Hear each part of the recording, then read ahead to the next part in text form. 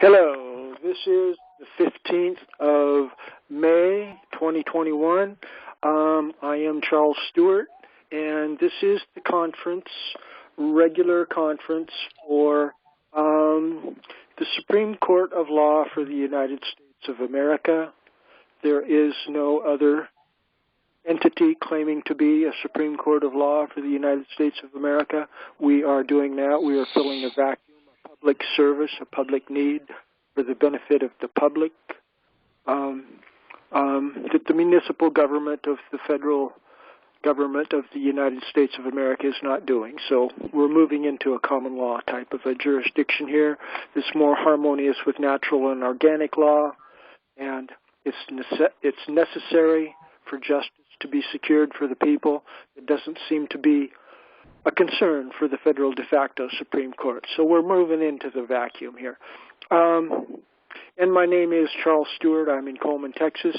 I'm the pro tem presiding officer of this Supreme Court of Law. And we are moving forward. We are producing a higher level of consciousness. We are assembling a cutting-edge group of activists that are all doing cutting-edge research in promoting a better country and more honorable and accountable government. And this is how we are proceeding. And we like to open our proceeding with seeking the mandate of heaven humbly, because this is a spiritual battle. And while we embrace other traditions so far as they can harmonize with the basic belief system here, the leadership presently is inclined to follow a Christian, basic, rather traditional Christian religious spiritual belief system. And here we like to open with a word of prayer to the God of Abraham, Isaac, and Jacob as follows, if you'll all humbly join with me.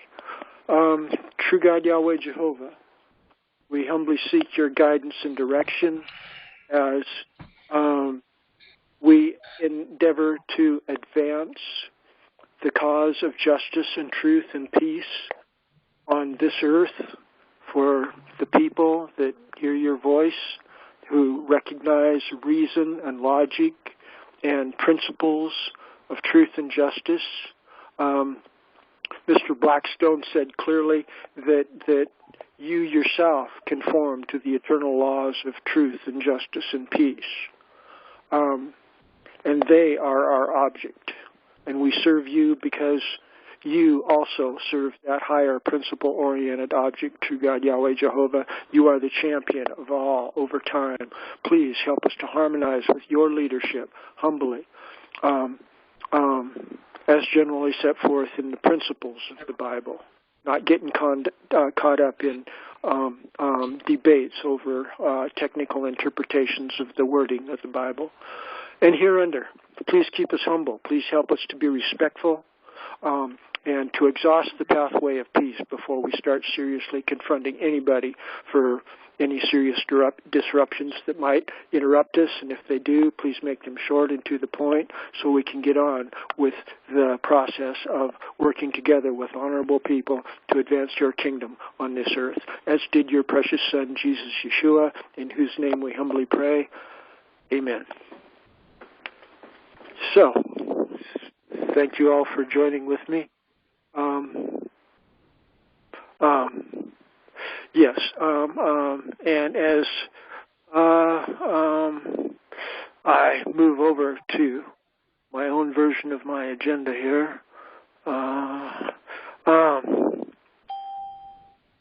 preliminary procedural matters. Welcome to the left-wing consensus building conference here. We have suffered disruptions in the past, conflicts between right-wing and left-wing activists, and for a while they were irreconcilable at least, and so we've adopted a policy of different conferences for consensus building in each faction, left-wing, right-wing conservative, and this is the left-wing liberal faction. And so in this, the only real change here is that if serious conflicts, debates erupt, we will resolve it in favor of the left liberal wing here, and we can revisit them later on. It'll be temporary resolution. It won't be final, but for purposes of this conference, all seriously heated debates will be resolved in favor of the wing. So, comprehending that and continuing on, everybody that's in attendance here is presumed to be maintaining qualified elector status.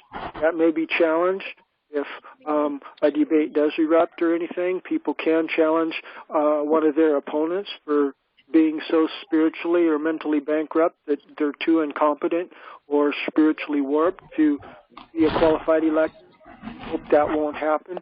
But it is possible, and this is a dividing work because we are seriously infiltrated and surrounded by people that are not of honorable character. That's why America is in so many problems right now.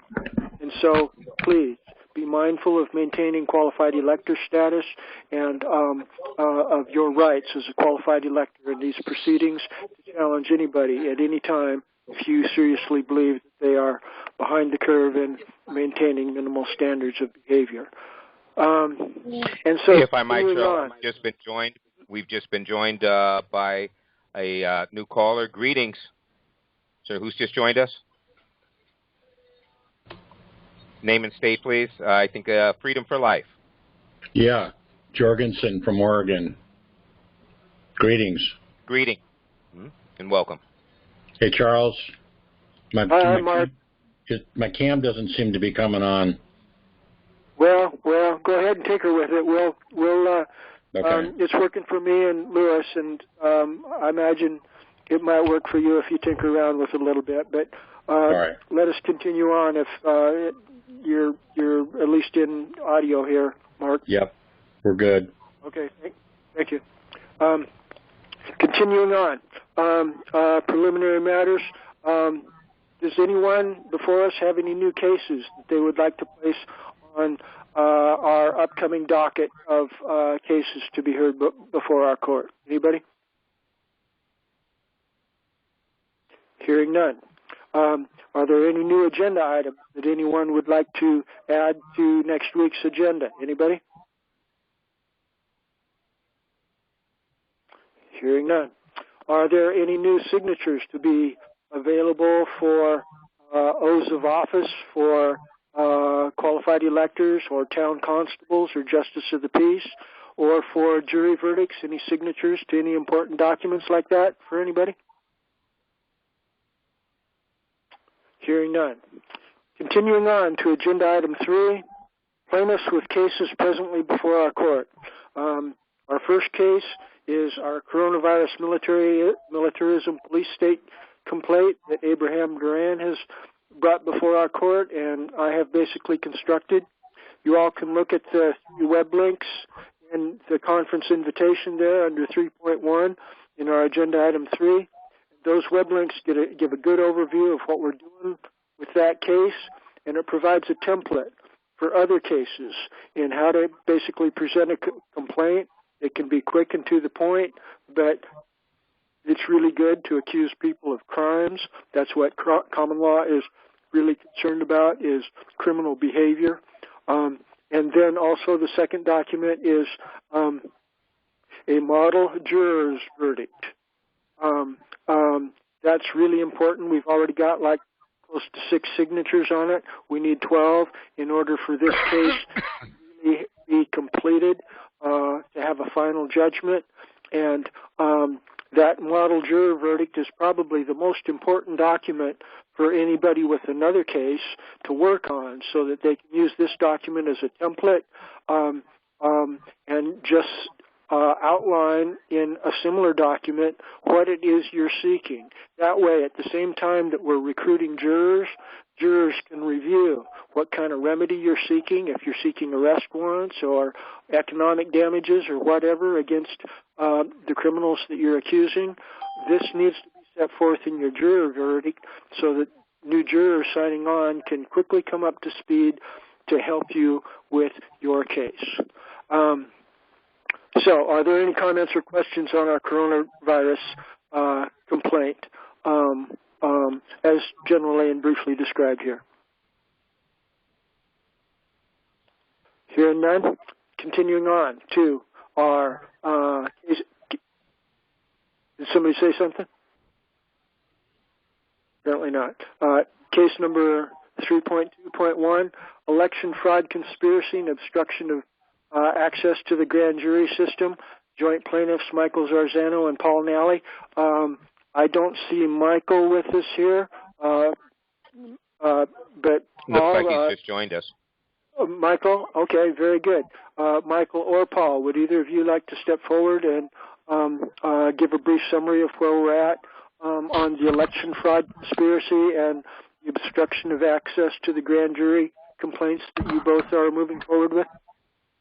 I will simply, I don't have that much to report. We're waiting for a Friday hearing on the Fulton County situation. The Attorney General of the state of Georgia entered a brief in opposition to the attempt to obtain the JPEG files of the absentee ballots. So we're going to see what the judge has to say about that Friday. And as far as the obstruction by the United States Department of Justice in the federal courts before the federal grand jury, there's nothing new to report there. And I will yield. Thank you. Thank you, Paul. Michael, do you have anything to add to Paul's summary there? No, I do not. Okay. Okay, moving on. Case 3.3, massive court corruption complaint in Michigan. Plaintiff David Scheid. Mr. Scheid, would you like to give us a summary and progress report on how things are developing with your case here? Yes, I kind of am going to be repeating a little bit of what I brought up at the last Monday assembly. And it really is just the fact that I've spent the last couple of months trying to recover from being criminally evicted from my home in Oakland County, Michigan. It was a land contract deal that was going through with my landlord that I had been informing both state and federal level officials, you might call them, about what was going on criminally, and nobody was doing anything about it. The courts got involved, both at the state level and at the federal level. When I brought it, when I removed the case to a federal court in Detroit, and the federal judge, while this thing was being railroaded at the lower state level, the local level court, with all bar attorneys involved, the bar attorney that was the federal judge just sat on this case for, which included a motion, an emergency motion to expedite, and there's more to that, but basically she just sat on it for 6 weeks while becoming the first judge to elevate herself to a senior status to the Biden administration. And then she just ended up kicking my case back down to the lower level so they could finish what they started, and that is guns at my door, ready to throw me out with 2 days' notice as a quad amputee, and in the middle of winter, and in the middle of a federal eviction moratorium. So with all of that, I have gathered my stuff together to file in the federal court here, and I'm bringing this because I do not expect I think there's somebody got a microphone open, but little distracting there. So when I filed this in the federal court of a different state that I moved to, the clerk of the court threw all this back at me as a quad amputee, saying that I needed to provide original signatures. Well, I telephoned the court. I was planning to talk to the chief of the clerk, and what I ended up with was the very same person that wrote a cover letter as the reason why they were sending this back to me. And I recorded the call over about 39 minutes, and basically I put her on the spot for having sent this back to somebody as a quad amputee, expecting them to, without accommodations as a disabled person under the laws. And so something that would have never, ever happened in Michigan was that the federal court actually sent me postage to return all of my documents back to them. And I did that about a week ago. Got evidence that they received it. I tracked it.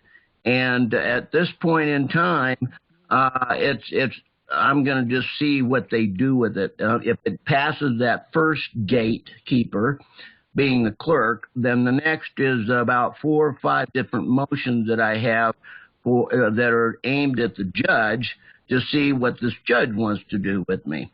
So that's where this is right now. And again, I'm bringing this to this assembly and the assembly, the adjoining assembly, sister assembly on Monday, because I do not expect the federal courts to do the right thing with it. I'm just doing like I've been doing for the last 20 years, and that is documenting all the criminal wrongdoing that they have been doing in multi-tiers of what they want to call government operations.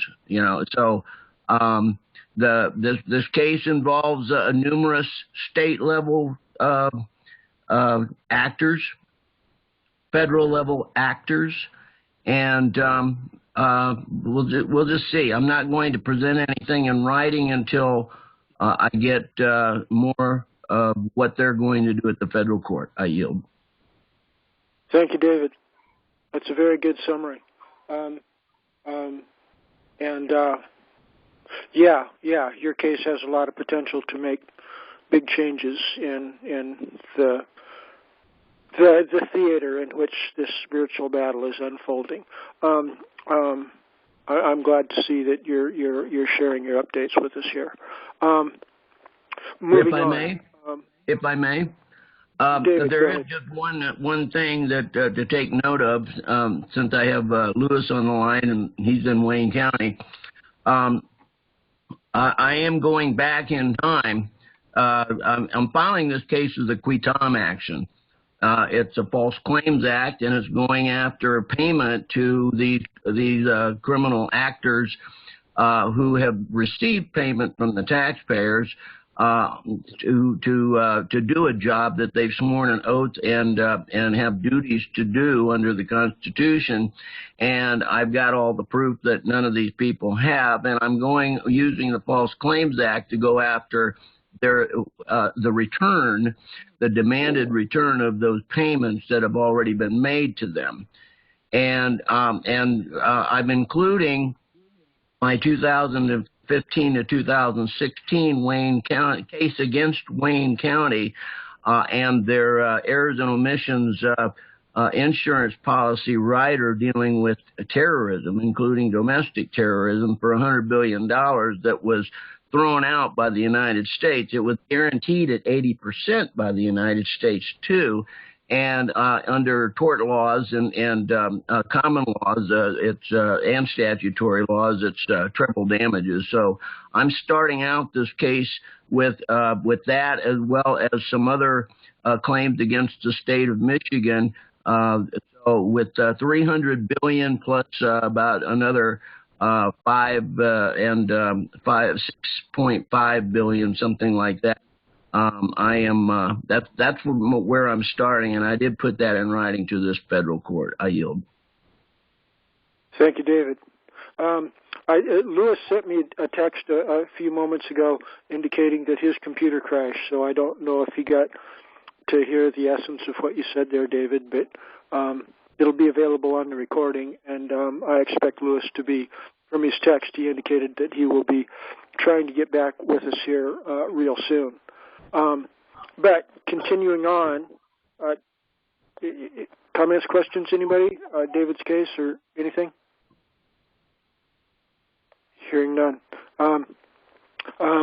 Our next case on our list here of cases that we like to go through at the opening here is a mortgage foreclosure case, Cynthia Moore in South Carolina. Cynthia, are you here to present your case? I don't think Cynthia's here. Are you here? I don't think she's here. So proceeding on.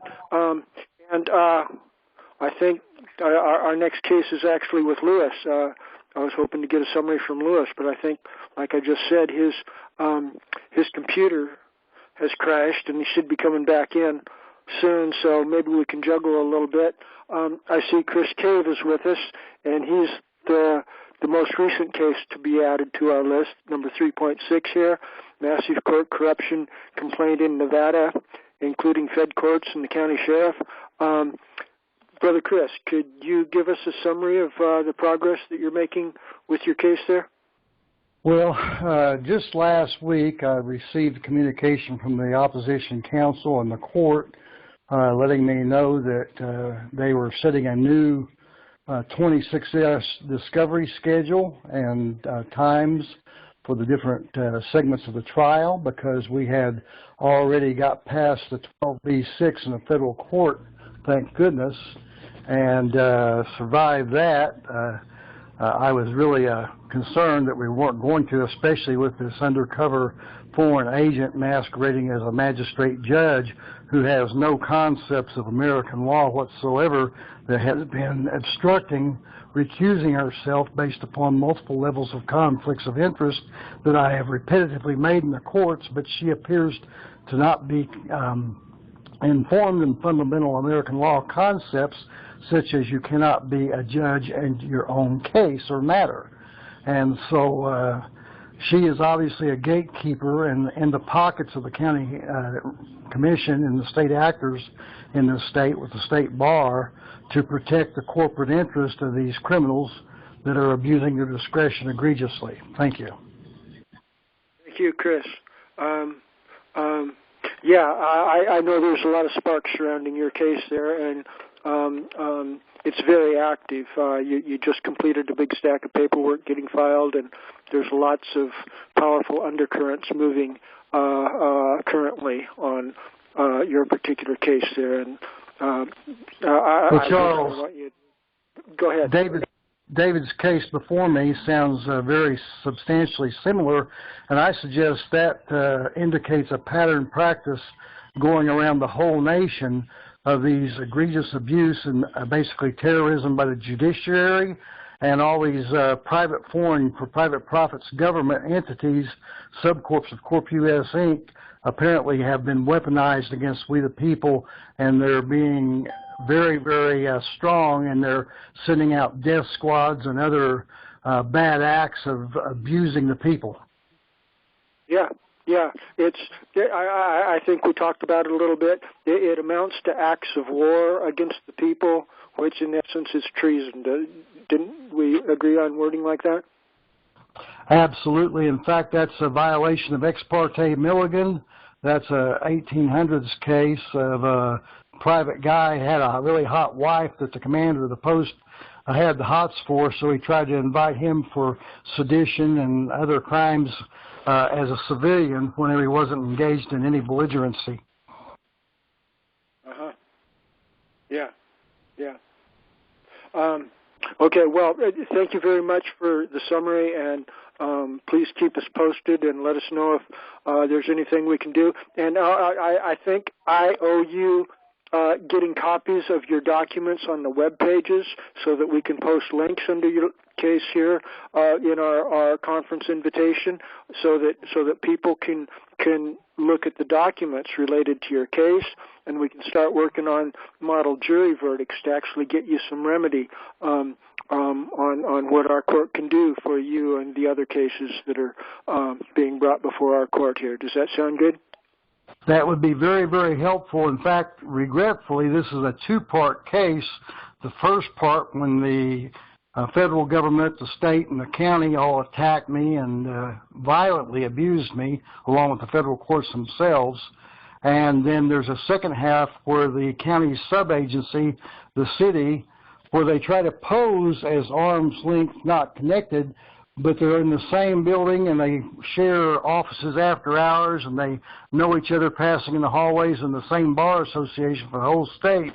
So whenever you know that, there's, in fact, I just pulled a state organizational chart because I'm drawing the organizational charts and using those as evidence to show the interconnected threads of interwoven operations that assimilate them all functioning as one prosecutorial abuse of discretion, or pro se executionary abuse of discretion to be more accurate. Mm-hmm. Mm-hmm.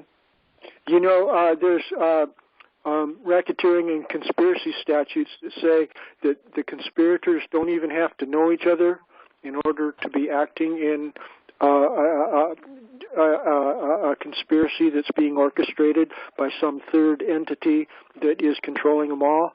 The conspiracy and racketeering statutes and common law principles are extremely powerful. And as a matter of law, we've got the moral high ground, we've got the lawful legal high ground, and basically all we need to do is organize to produce final judgments through our jury verdicts, and perhaps of even greater importance, the all-important issue of enforcement. Our peace officers, our political. Yeah, I expect, Charles, that several on this call would like to know, if they don't already know, I'm not saying they don't, but Title 18 U.S.C. Section 1964 parenthetical capital C in particular is something they may want to look at because it incorporates under civil racketeering, it can ascribe criminal penalties simultaneously, so that's a tactical aspect some might find advantageous in their RICO claims. Yes. Excellent. I do not like civil procedure generally because its very nature is outside of due process of law. But the statutes are frequently very useful and very powerful, and when we recognize that something articulated as a wrong, as a civil wrong in statute, can also be, or is recognizable in statute as also being capable of being prosecuted as a crime, then we've got the horsepower to invoke the common law due process to go ahead and move forward with the righteous principle behind the statute that is so more well recognizable by everybody else that surrounds us around in these areas. Charles, Paul. Paul, yes, please. Chris, do you by any chance know if there is a Nevada criminal statute which applies to the oath of office of public officials? There is, and there's also impostoring and so on and so forth. However, the state itself is a indicted co-conspirator because they combined with the federal government and everything else to try to murder me twice, and other crimes. So I don't think I can get any traction in the state courts here without taking it outside this state to a different venue. Okay.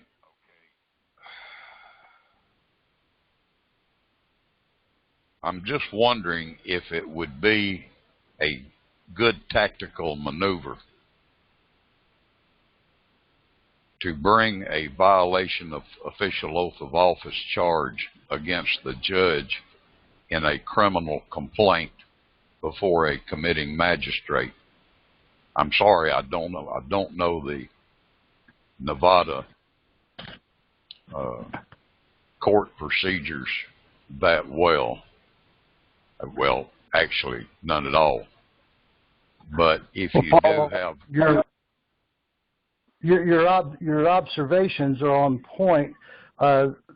Technically, this is supposed to be a common law state under the NRS Section 1.030 and an official lawful court of record, not a business commercial court of records under NRS 1.020.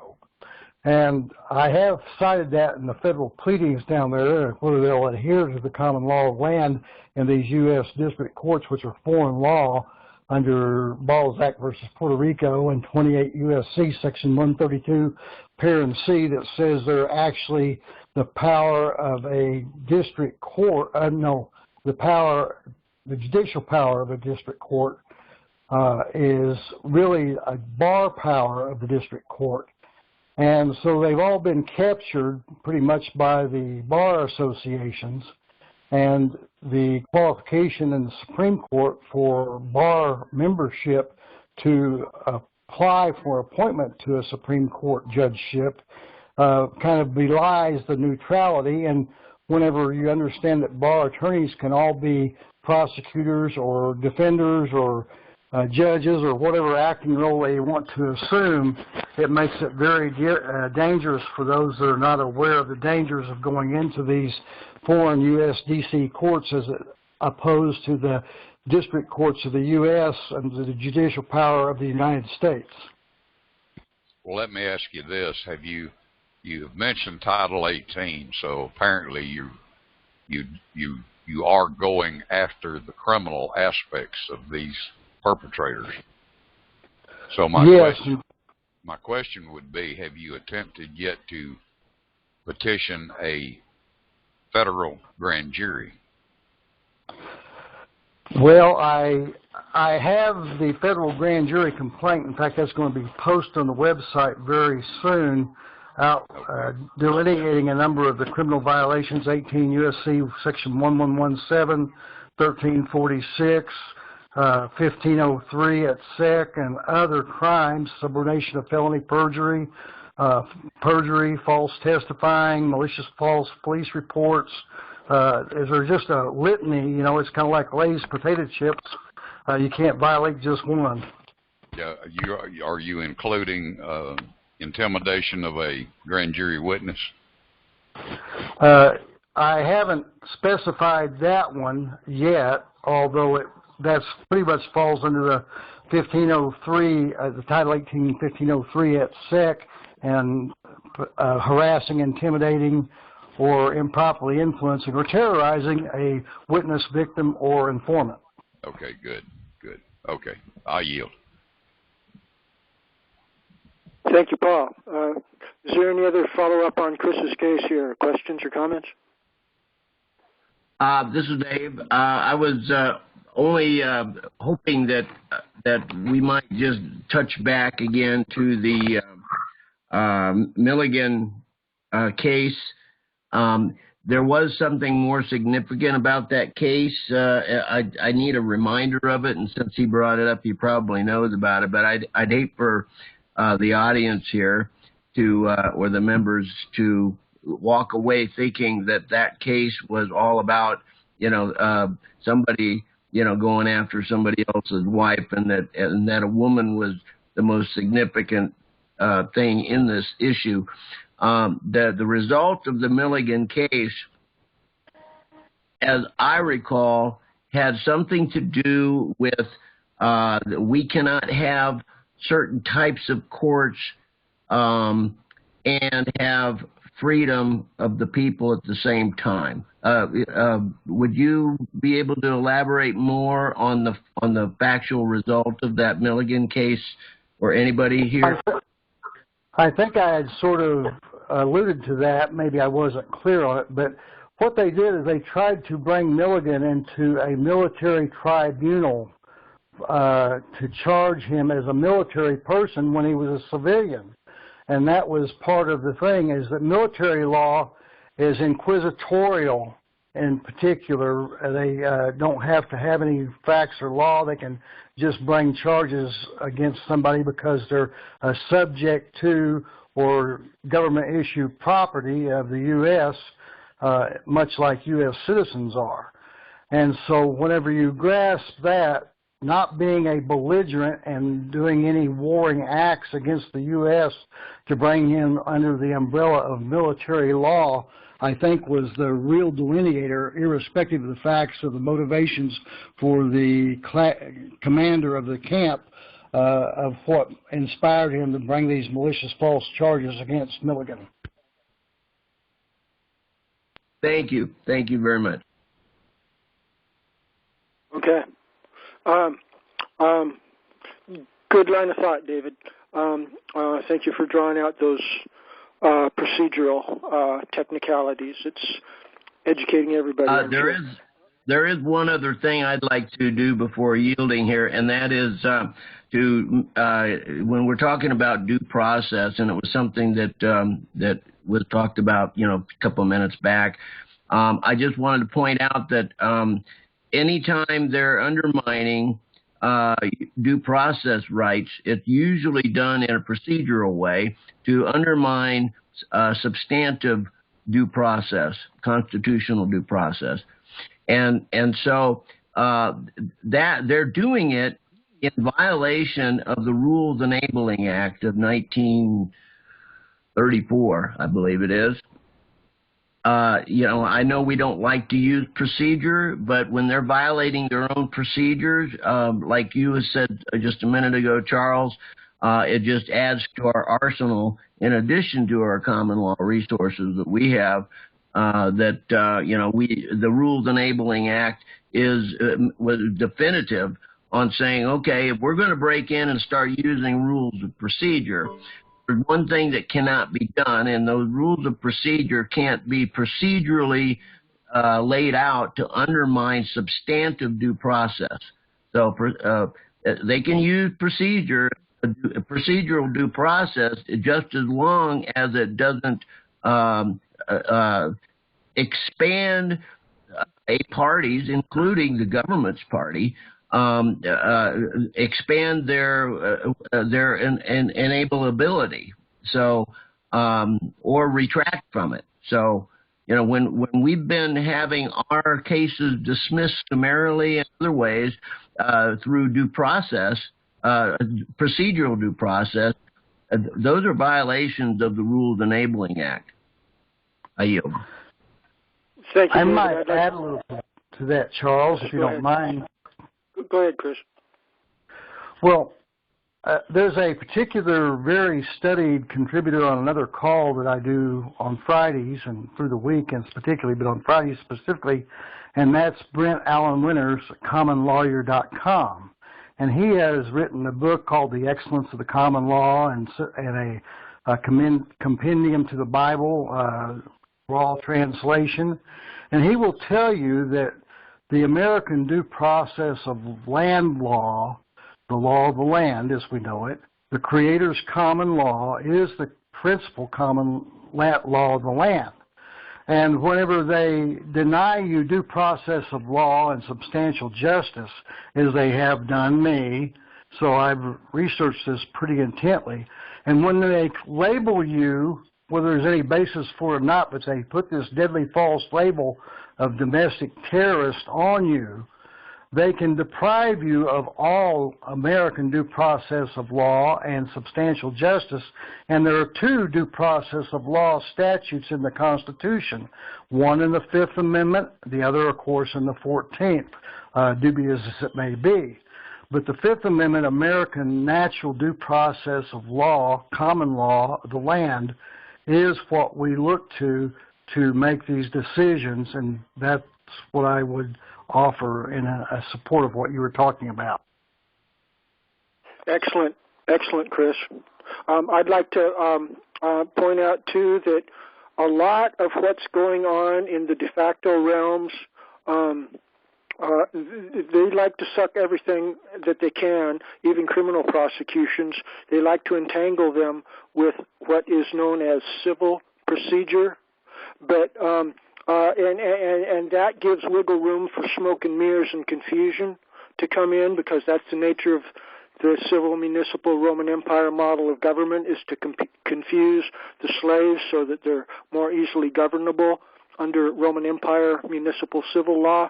But we've got citations. See, there's a conflict of laws going on here. And in America, when we established a civil government within the parameters that are laid out in the Constitution in the Fifth and the Sixth and the Seventh Amendment, that caused a merger of common law jurisdiction with civil municipal Roman Empire law jurisdiction. And the case law related to these issues, I've got textbooks that say that the rules of civil procedure prioritize due process of law. And the center ingredient to due process of law is the right to a jury trial with a unanimous 12-person jury deciding everything. Beacon Theaters versus Westover talks about the so-called merger of law and equity, and that so-called merger of law and equity is basically civil process, that prioritizes common law due process over and above equity civil municipal jurisdiction. And Beacon Theaters versus Westover, U.S. Supreme Court case about in the 40s or the 50s, that clearly established the principle under the merger of law and equity that if anybody, plaintiff or defendant, is demanding a trial by jury in their paperwork before the court, then the court has a duty to prioritize all of the issues at law until the jury has rendered the unanimous verdict, and then the judge can bring in equity, admiralty, maritime, any other jurisdiction. It's kind of like the janitor sweeping up the crumbs, because due process of law with the rights of trial by jury are the essence, are the apex of the pyramid of how civil procedure is supposed to function within the parameters, properly interpreted, of our U.S. Constitution document. This is in Beacon Theaters versus Westover, U.S. Supreme Court case. It's a textbook case. So when you comprehend the due process of common law is the priority, even under the de facto system, then we comprehend even more powerfully how we do have the moral high ground, we do have the lawful legal high ground, and anybody that's messing with our rights to due process of common law is involved in a treasonous conspiracy, or they need to back off and humble themselves and repent of their evil ways, or be treated as an enemy of the state, which is essentially involved in treason. And that's pretty much where we're at. And like Chris and David's cases are pointing out, we're surrounded by people that are conspiring to commit treason like that. And we're hoping to address those issues real soon. I yield. Go ahead, Chris. You've cited that Supreme Court case twice, and something's happening on the first name that you articulate. The Westover is pretty clear, but the first name has not come up where I could discern what you were saying. Could you expound on that? Beacon Theaters versus Westover. Beacon Theaters, B-E-A-C-O-N? Correct.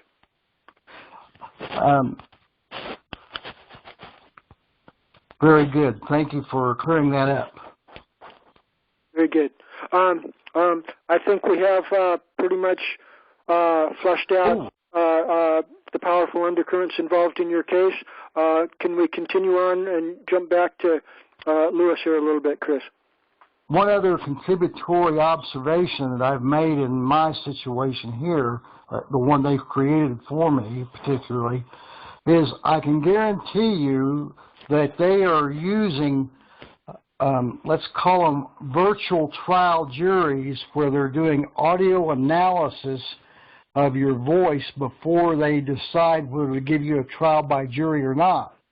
And if they find you to be very truthful, believable, and having that character of resonance of truth embodied in the gumption breath of your voice, they will absolutely do everything they can to deprive you of that trial by jury and trusting it to a jury where your voice speaks the truth versus the lies that the opposition is putting forth against you. Thank you, Chris. Yes, the conspirators are alive and well and active, and this is the nature of our spiritual battle. And thank you, Lewis, for bringing up the screen share, pointing out Beacon Theaters versus Westover on Wikipedia. Yes, this is a fundamental case comprehending how due process of law under common law tradition is prioritized under civil procedure. They're supposed to be respecting it, even though the jackbooted Nazi conspirators routinely do everything in their power to obstruct it. That's basically the last case in our list, with the exception that, Lewis, I think your computer crashed or something, and you were knocked off the call for a little bit, so I skipped past your Dred Scott versus Stanford case in our list here. Have you been able to make any progress in your Dred Scott versus Stanford research and progress here? Lewis? Okay, here we are. I'm back. I'm trying to limit my resources. For some reason, my computer did crash, and I had to do or it froze, and I had to do a restart, which is why I'm not broadcasting right now my screen outside of the screen sharing my camera. But no, not as of yet. I'm not yet ready to bring that to the court for judicial review. Hopefully, I will have something in place by the next time that we convene. Thank you. I yield. Very good, Lewis. Thank you. Okay. And again, is there anybody else among us that would like to add their case to next week's agenda or anything here? I don't have a, this is Nikki in Pennsylvania, and I don't have a case to add right now. However, as far as some of the things that were being said, the conspiracy is actually in their own legal definition. It's a real conspiracy, and that has been in place since at least 1913 with the passage of the Federal Reserve Act and the bringing in of the 17th Amendment, which essentially breached Article 1, Section 3, where 2 senators were to be selected from every legislature that had the people already directly elected their representatives to that Senate seat in their own state. And with that breach, what that essentially did, it essentially nullified the 10th Amendment. Since 1913 or 6 years thereafter, depending on when that senator was sent to represent the state and the people who had already directly elected them, since then we have had no representation in the Senate of Congress, the Congressional Senate, for the advice and consent of the people who had, in a lawful, regular manner, a better manner, under Article 1, Section 3, put them in that position. So that's what happened with that breach. And then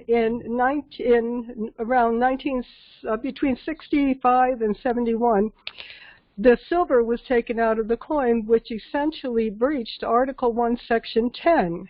So we have been, by contracts and under the 13th Amendment, brought into a condition of voluntary servitude, because the 13th Amendment says there shall be no involuntary servitude, except as duly convicted of a crime within the United States or any place subject to their jurisdiction. And Congress, of course, with the supervision of the Senate for their advice and consent, has the power to enforce the 13th Amendment by appropriate legislation. So if they are enforcing if they're not enforcing involuntary servitude, what are they enforcing? And they're doing it through the monetary system. And another issue is David had mentioned something about taxes and seniorage. How many people on this call know what the word seniorage means? Because when we lose the word from our vocabulary, we lose the principle that conveyed. Do you know what seniorage means? S-E-I-G-N-I-O-R-A-G-E.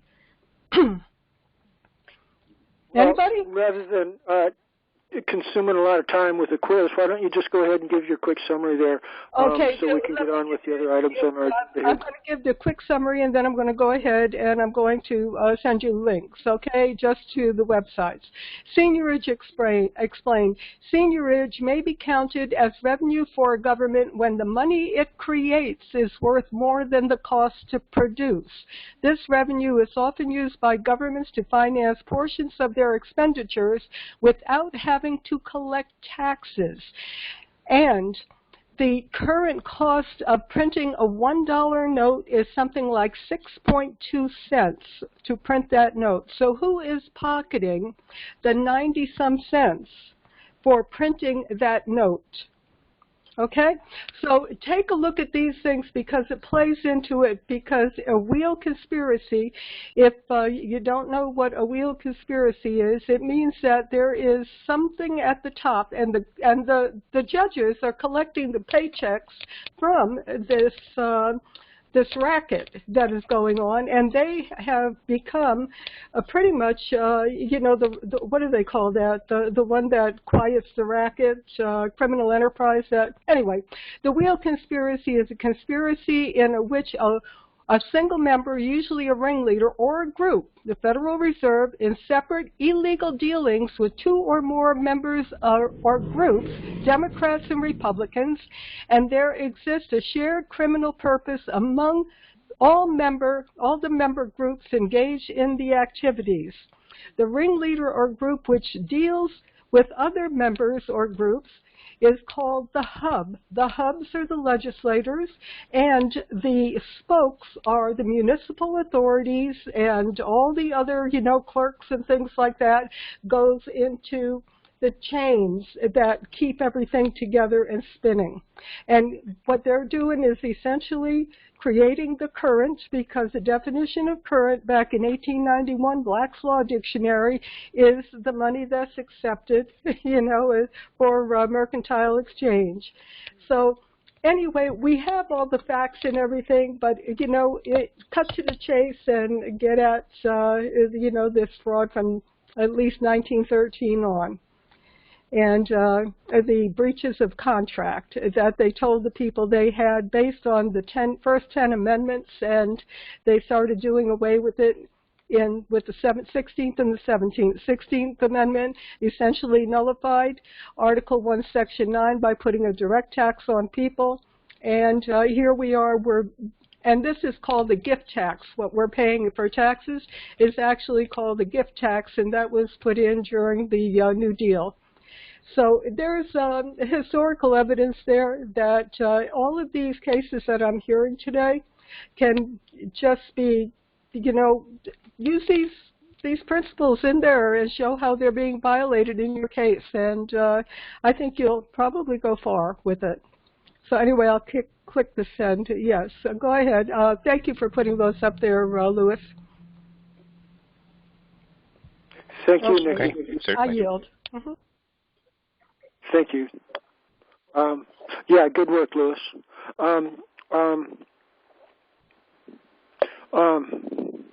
Okay, we're concluding our section on individual court cases here that we're entangled in. Has anybody else got any particular court case that they're entangled in that they'd like to put on the list before we go on to agenda item 4 here? Last call, anybody?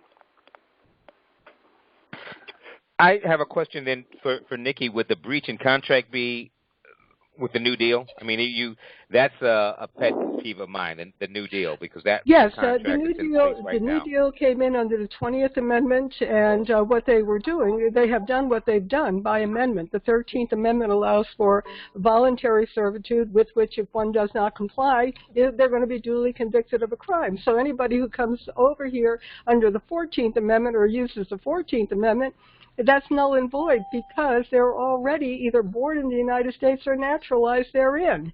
So they're already into voluntary servitude. And then the 20th Amendment, what the 20th Amendment did was brought in the administration and the Congress on a day different than any previous administration. That could be considered a silent coup by the New Deal.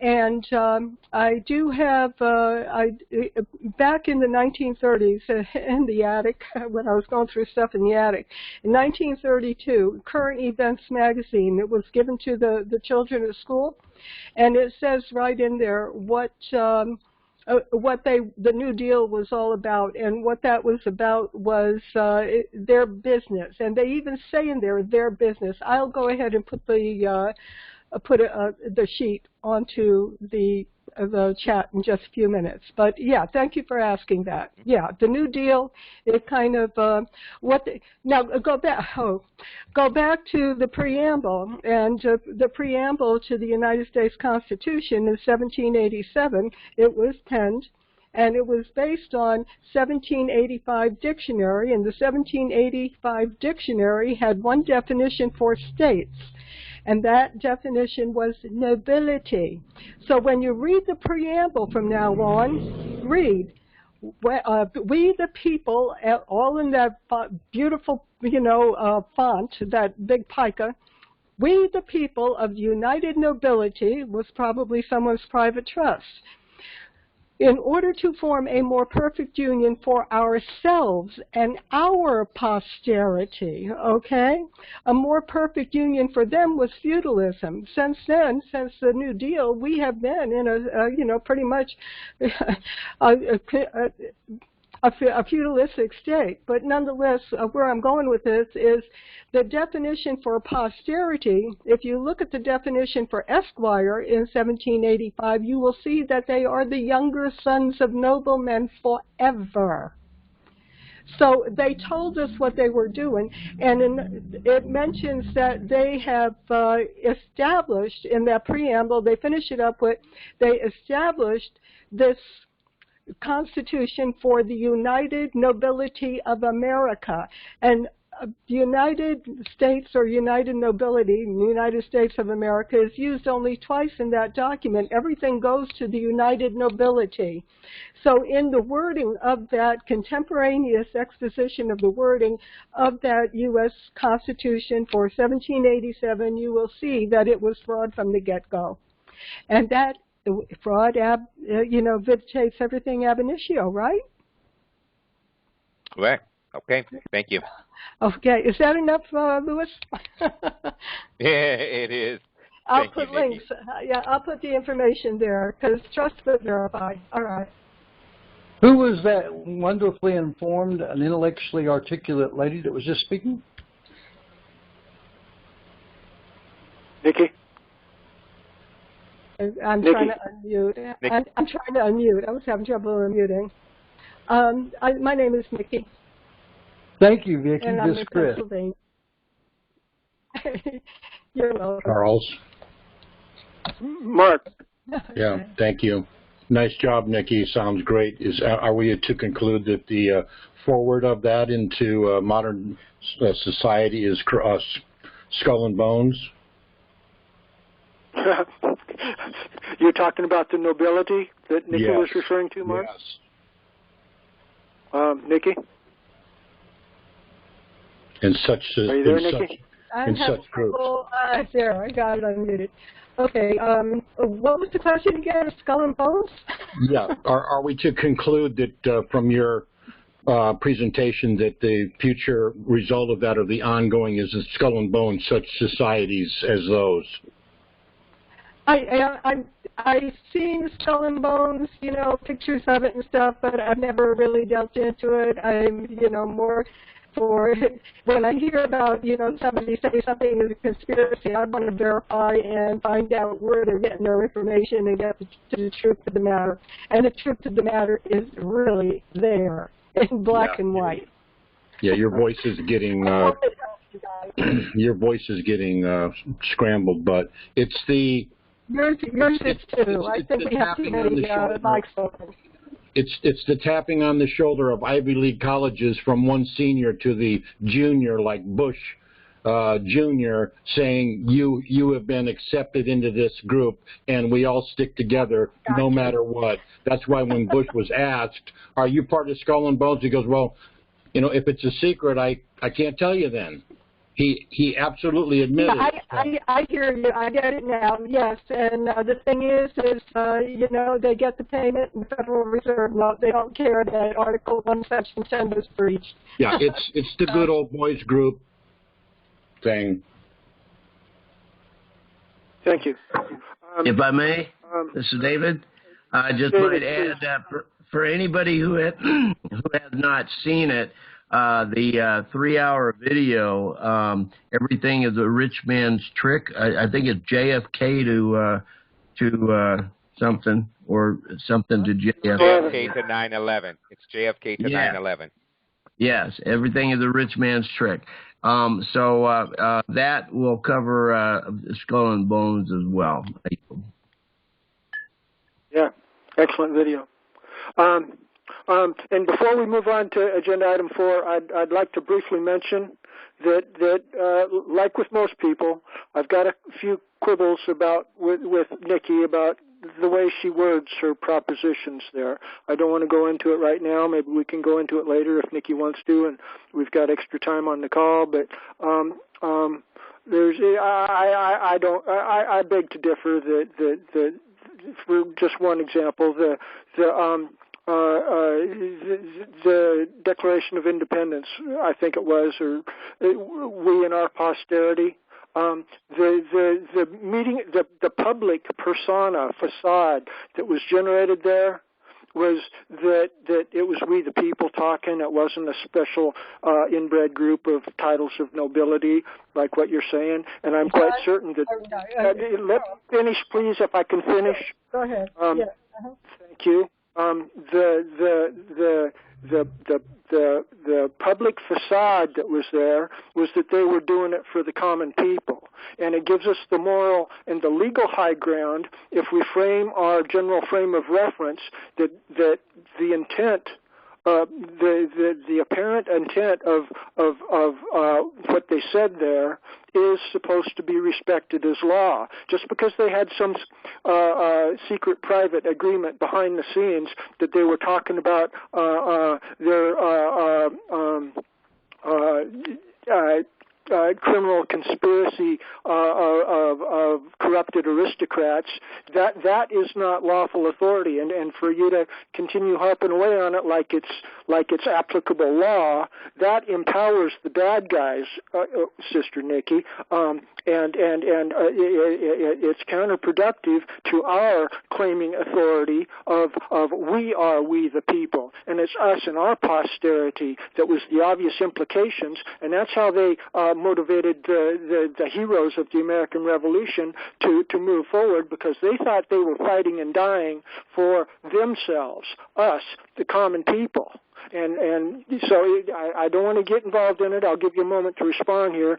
But yes, there's a number of things there where you make big presumptions, and I just got a voice that I don't agree with everything that you're saying. You want to make a brief response here? Yes, I do. First of all, you said Declaration of Independence is where that came from. That did not come from the Declaration of Independence. The Declaration of Independence said it like it should have been said. And that was in 1776, not 1787. I'm talking about the con that was pulled based on the Articles of Confederation, and the Articles of Confederation in Article 1 says the style, S-T-I-L-E.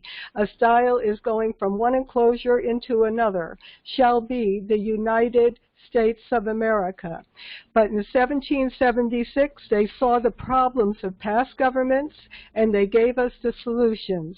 And it reads as follows, and I'm doing it from my mind here. Okay, when in the course of human events, and we are at a course of human events that we have not been at before, it becomes necessary for one people to, and if you put a one there, dissolve the political bands which connected them with another. In the 1700s, it was the Whigs and the Tories, and back in Yeshua days, it was the Pharisees and the Sadducees. And then it goes on to say, and number 2, and I'm putting a 2 in there, to assume amongst the powers of the earth the separate and equal station to which the laws of nature and nature's God entitle you, okay? Entitle us, entitle them. So however, you want to conceptualize what you're reading in that, the problems and the solution is the same. The political bans, we have not assumed amongst the powers of the earth the separate and equal station to which the laws of nature and nature's God entitle us. And then there's a third part to it. It says, and it have a decent respect for the opinions of mankind. Declare the causes which impel you to the separation. And I'm using it in the present tense. It's declare the cause which impelled them to the separation. You don't hear that first paragraph any, like we used to hear it back in my day. What we hear now is we hold these truths to be self-evident, but there's no transition word between the first and the second paragraph. There were people there that said, because we hold these truths to be self-evident, that all men are created equal, da-da-da-da-da-da. And there were those who were saying, although we hold these truths to be self-evident. And when they were talking about the ones that said, although, their creator were by charter from the crowns. And with that, does that help? No, you're entirely off point from the issue I raised. Okay, may I finish my sentence? I paused for you to talk. Now you pause for me to talk a minute. The quibble I raised with you was about the wording of ourselves and our posterity. You went into your ramble here, and you didn't even address the issue that I raised. Can you address the issue of whether ourselves and our posterity means that de facto corrupted nobility as you're exclusively defining it, or if perhaps there's some more wiggle room there, like what I was trying to say? Okay, Louis, for the record, I went ahead and put the link in there, and if you click on, the word state and the word state and posterity, the Esquire will be there. Yeah, there you go. The links are all in there, and that's the way it was probably meant to be read, based on the contemporaneous exposition of the words that were used during that period of time. And when you click on anything in blue, that will take you to where it came from, and that's the archived version on the archives. Okay? No, but obviously you can't answer the question, so let's just move on here, Nikki. Well, yeah, and Charles, with all due respect, I don't think I have to. I think other people on this call probably get what I'm saying here. Okay, with that I yield. Well, they're capable of metaphysics then. But, yeah, let's move on. News items of national interest in breaking research. I've inserted an issue here that I've been currently focused on, and second item in this section is with Gary Bergman, maybe presenting to us an issue about the American economic system has been kidnapped and hijacked by the World Bank and International Monetary Fund, but it looks like Gary may have dropped off. I hope he might make it back. But first item in this issue is some current insights that I've got about economic incentives to be allocated as rewards from this Supreme Court of Law, an entity that is working on behalf of the common people. A little bit up there further, Louis, is my section, 4.1,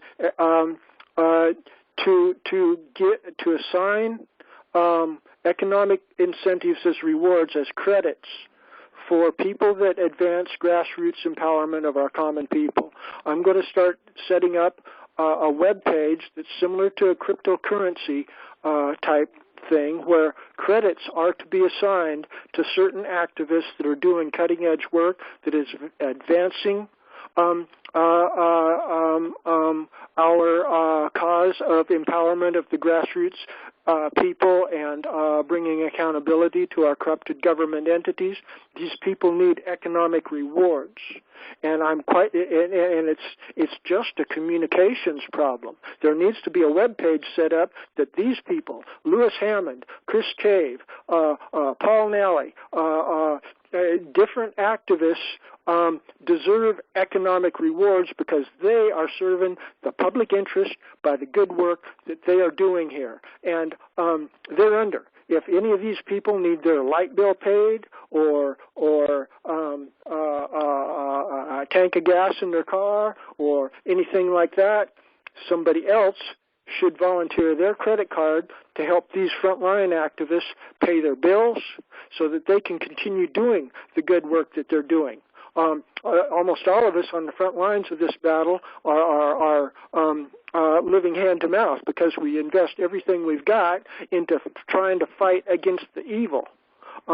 And thereunder we're all poor, and we need help at the grassroots level. And if we assign economic incentives, something better than Bitcoin or other goofball credit debt systems that are not of any serious patriotic consequence, those things should all be off of the table as far as I'm concerned. We need to economically reward people that are on the front lines of grassroots empowerment for our common American people, and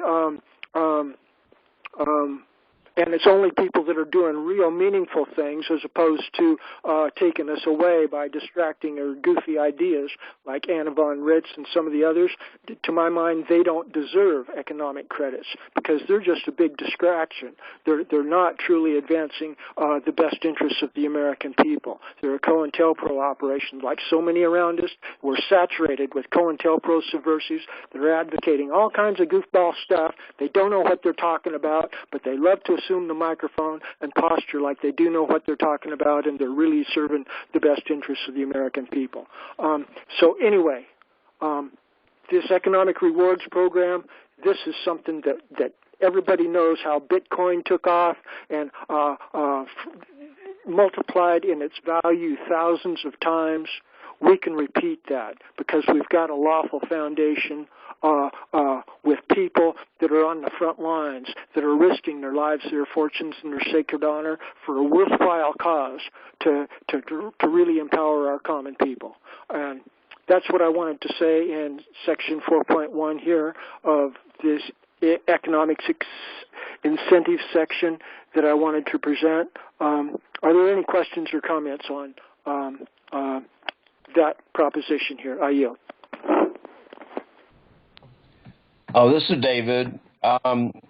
You know, I talked about this last Monday we had, and it's been a topic that Lewis and I have gotten into with you, Charles, before, and that is being able to bank on. You're basically talking about you know, setting up something of a banking a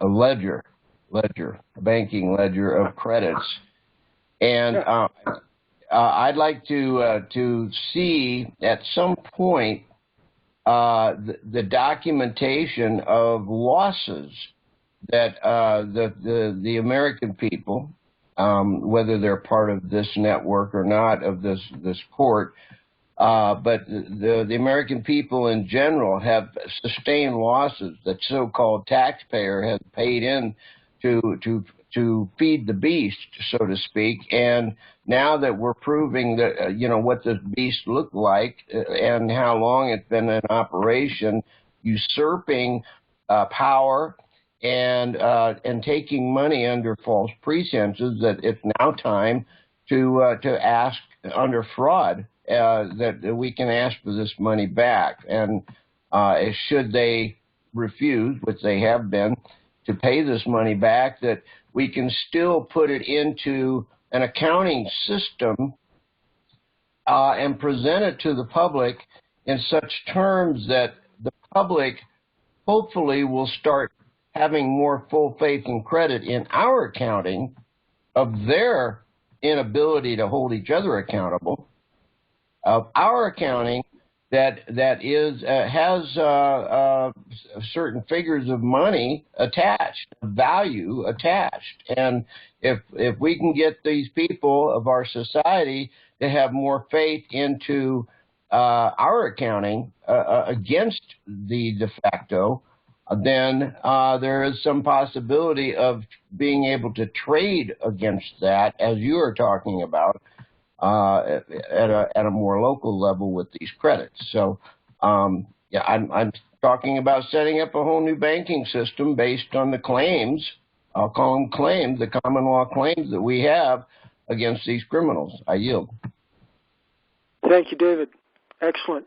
Yeah, the economic issues are an area in which we could very soon, if we just get the combination to the lock correct, in the correct sequence, have the essential ingredients, like brewing a batch of beer or something, you gotta follow the rules and have the right ingredients in the batch of beer, in the raw ingredients, before it'll properly brew beer. And if you goof it up, you're not going to have a decent batch of beer, and you're just going to have to throw the whole thing out. But if you get the combination right, boom, it'll take off, and you'll have a nice party with a good keg of beer there.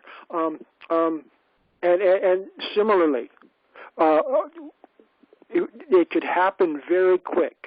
It could happen very quick. The way Bitcoin took off and things like that. The Bible talks about in Revelation how quickly the Babylonian horror jurisdiction falls. It says in one day, the entire Babylonian horror jurisdiction falls. The buyers and sellers of slaves and the souls of men is how the King James Version talks about all the merchants of the earth.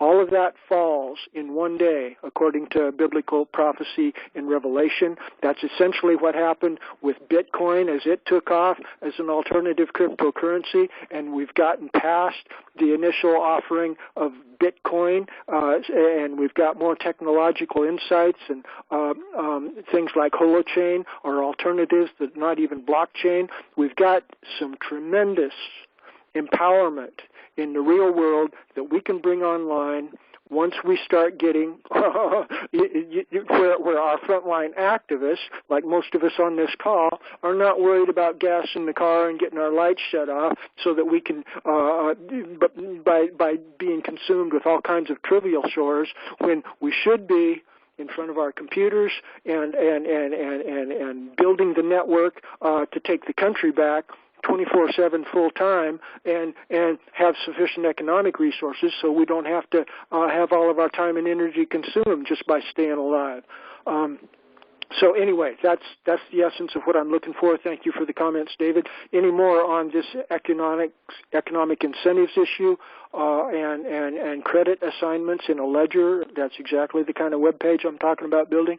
Any more comments or questions on that issue before we go on? Anybody?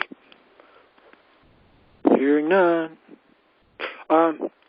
Gary Bergman, do you happen to be with us yet? I don't see you in the list here. I don't see Gary talking about making himself available to talk about the World Bank and the International Monetary Fund and how it's basically hijacked our economic system.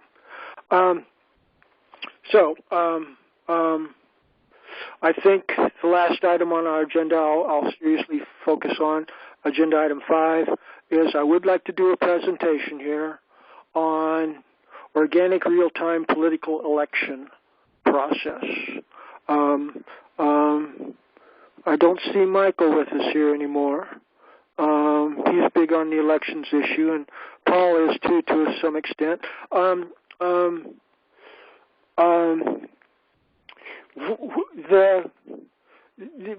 There's a web link there in this agenda item 5 section to the organic hierarchies document that I've composed, and that shows that when we follow the biblical Torah law mandate of organizing along the Exodus 18 model of tens, 50s, hundreds, and thousands, that forms smaller communities in an organic hierarchical sequence. And from the grassroots, 10 qualified electors build a 10-member community township. And one of the key issues that I mentioned here is immediate recall. In the second paragraph there, under Agenda Item 5, see, at the township level, and this same principle applies at all levels. And people are frustrated about the presidency of the United States and leadership in all kinds of areas. The common law, biblical Torah law insights show profound metaphysical solutions in this spiritual battle. The municipal form of government that was engineered in 1787 and for our federal government and for our various states is designed to obstruct the will of the people, because the people are considered thereunder to be too stupid to responsibly self-govern. We have to break out from under that and construct our own system, which is organic, real-time organic, and at the grassroots level, the principle is best comprehended in that election of a town constable is subject to constant consensus building of the 10 qualified electors in that particular township. And anytime any one of those qualified electors wants to call for a vote of confidence in the leadership of the town constable, he should be authorized to do that. He is, as a matter of law, authorized to do that, because similar to jury trial process, which requires the even higher level of consensus of unanimous decision-making process, mere consensus is a lower level, and so consensus built around the leadership of the township can happen pretty easy amongst only 10 members instead of 12. And this subjects the town constable to immediate recall. Applying these principles under the current issue of Joe Biden, whether or not he commandeered and unlawfully usurped the office of the Chief Executive Officer of the United States of America government, the entire most powerful military institution on the entire earth here, we need to be moving to develop mechanisms to call for immediate recall of Joe Biden, even if you're a supporter of Democratic Party politics and general left-wing political process. Mr. Biden needs to, if he is the best available for our American people, we need to have the Supreme Court of Law assembling a jury in the 12 superstates model, that assembles organic representatives that are all subject to immediate recall from the 12 superstates. And then when those pro tem representatives gather together, they select from amongst themselves who will be the chief officer of the entire machinery of government of the United States of America. It's an organic process wherein the leadership is subject to immediate recall based upon the consensus of the constituency that is immediately under him. And that continues on down. Anytime there's a question about who's being selected for the office of the presidency of the United States of America under a common law jurisdiction, the next question would be, well, okay, are you saying one of the 12-member constituents of the Supreme Court of Law are corrupted? And if you are, the solution to that problem is to have that member subject himself to a vote of confidence from his constituency in the many states underneath each of the superstates. So it's an organic process that a whole lot of people think that there's no other solution than, gee whiz, we got a president entrenched now for another 4 years. There's no such thing as 4-year presidencies or Supreme Court judges being appointed for lifetime. That all gets thrown out the window if we get common law jurisdiction invoked to take control of the machinery of government of the USA, this is lawful. This is higher law that we can insist on moving forward with here and now if we just get organized, because the present system with Supreme Court judges that are appointed for life and presidents that are appointed for 4 years, that's all de facto. That's all subject to the Seventh Amendment, wherein a jury at any time can pull anybody out of the office of the presidency or the office of the Supreme Court judges or legislative assemblies, the House or the Senate. All of those people can be subjected to Seventh Amendment trial by jury under due process of common law, and they can be subject to immediate recall and displacement immediately. We have the authority to do that right now. All we lack is the mass of support from people that are at least sufficiently funded or sufficiently educated to comprehend that we've got this really serious power right at our fingertips right now if we can just organize behind some kind of leadership that seems to know how this process is supposed to work. So, thereunder, I'd like to pause for comments or questions about this is the organic party politic taking control, and we need to be moving forward on that, and that's what I'm doing most of the time in my life. And like with the economics thing, there's different components that need to come in together, and any one of them could produce a groundswell of support really quickly. At any time. And I don't know which one of the good ideas is going to break first, but we got a number of really great, super empowering ideas here, and we're moving forward with them. And no matter how it breaks, the future is bright, ladies and gentlemen, and I'm very optimistic about it all. So, comments or questions on that issue? I yield.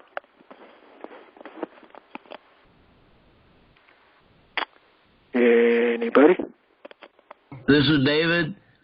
I might just say that at my new home here, I just went to I answered an ad, a quarter page in the newspaper, local newspaper, about a meeting to deal with the Constitution. And this ad was sponsored by the John Birch Society. And unfortunately, out of a quarter-size page ad with the word Constitution and basically bringing the government under the people's control, there was only like 5 people that showed up at the meeting. One of them was even the speaker. And I'm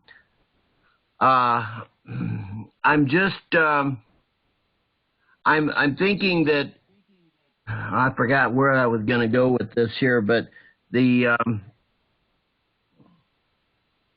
maybe it's too late in the day here. You were talking, dealing with the,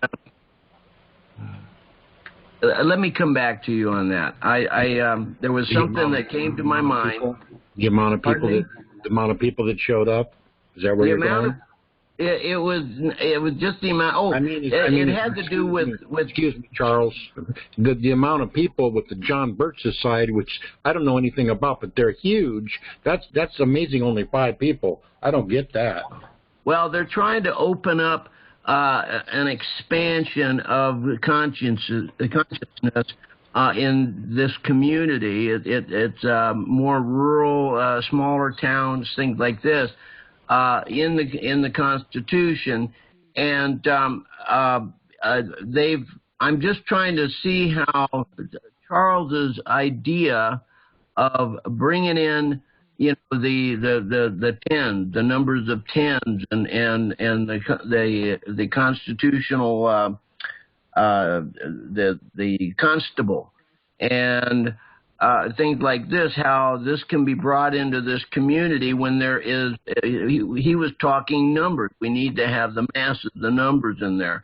And we just, this is a good example of how difficult getting those numbers is. And of course, Mike, he's not on the line tonight, but he's always talking about before we move forward and dare put our own personal butts on the line, we have to to have the masses first. But, you know, do you put the cart before the horse or the horse before the cart, or the chicken or the egg thing?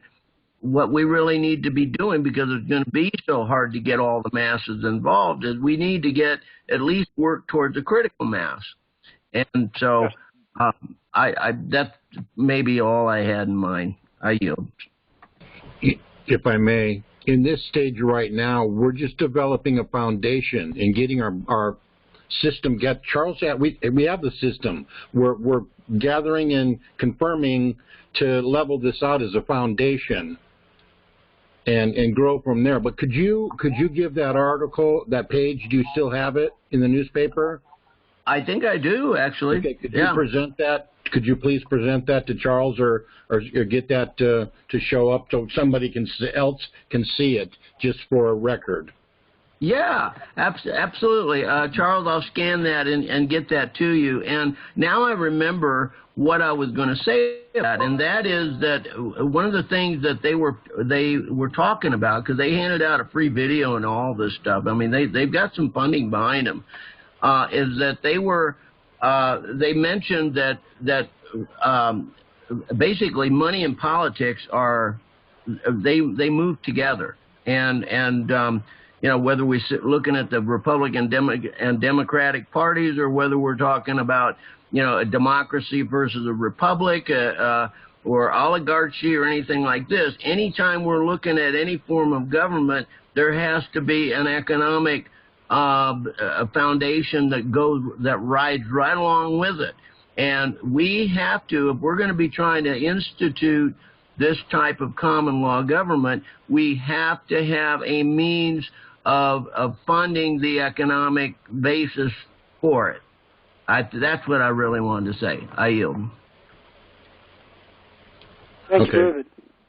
So I'll have to refer to Charles, if I may, on my comment. If I may interject with what the Trump thing is going and proposing doing, that's bringing our economic level back down to 1950, if you can believe it. It's hard to believe, but it may be happening, okay? These are words that I'm getting from sources. I know you might not want to hear about it, but he's in a seat of power, and he's got things going for him, and we know that, but so do we. So the thing is, where this grows to, that's what we need to pay attention to. So I'm just interjecting that. And another subject is that I've just found out about a retirement plan that's really different, that I've never heard of, that's very secure. I'm concerned about my finances. I'll talk to Charles about it, and maybe we'll share it with the group. But it's something really different, and just so you know, Charles, so I don't forget, okay? All right, Mark. I'd like to build on David's comments a little bit. And at this point, I think we can go into open discussion. We've got about 20 minutes before we conclude our business call, but we can go to open discussion free from the structure of the agenda here, and even Nikki, you can jump in and we can carry on our disagreement if you want. But first, I'd like to continue with the way the discussion's flowing. 2 points. Number one, David, that John Birch Society, they have provided profound insight into the conspiracy. Called None Dare Call It Conspiracy early on, and that was one of the books that really helped me open up and discover the depth of the corruption back when I was in my 20s and stuff. And so I have done immense work. But this is the nature of the COINTELPRO thing. The John Birch Society, technically speaking, is creating a faction, and they've got their own agenda. They're opposed to another significant faction that's going in a different direction that's called Convention of the States. John Birch Society has spoken in opposition to calling a Convention of the States. I'm rather inclined to support it, although not within the parameters established by the 1787 U.S. Constitution document. If we really have a convention of the states, we don't need to be constrained by the parameters of the 1787 Constitution document. And we can go for pure common law, stipulated in the Sixth Amendment, which requires a 12-member Supreme Court of Law governing body, exactly similar to what Lewis is screen sharing. 12 representatives from each of those 12 superstate jurisdictions assembling as a Supreme Court for the USA. That would create a constituent assembly. That would be a full-time, real-time constitutional convention that would be invoking the immediate recall powers that I was articulating about earlier. And so, see, when Israel was governed by a 12-member governing body. In Moses' time, they were called the 12 Princes of Israel. Look in the book of Numbers. That phrase, 12 Princes of Israel, is referred to in the book of Numbers and other old Torah law. That was the governing body through which Moses himself derived his authority. And similarly, 12-member governing body is what Jesus Christ established. This is redundant. There are 12 members to the Federal Reserve Board of Governors. There are 12 members of circuit courts in the de facto municipal U.S. Supreme Court. This number 12 is redundant. It is ubiquitous throughout history. It is the nature of legitimate organic government, and the bad guys know it. That's why the Federal Reserve bankers and the de facto Supreme Court are respecting that number 12 for their governing bodies.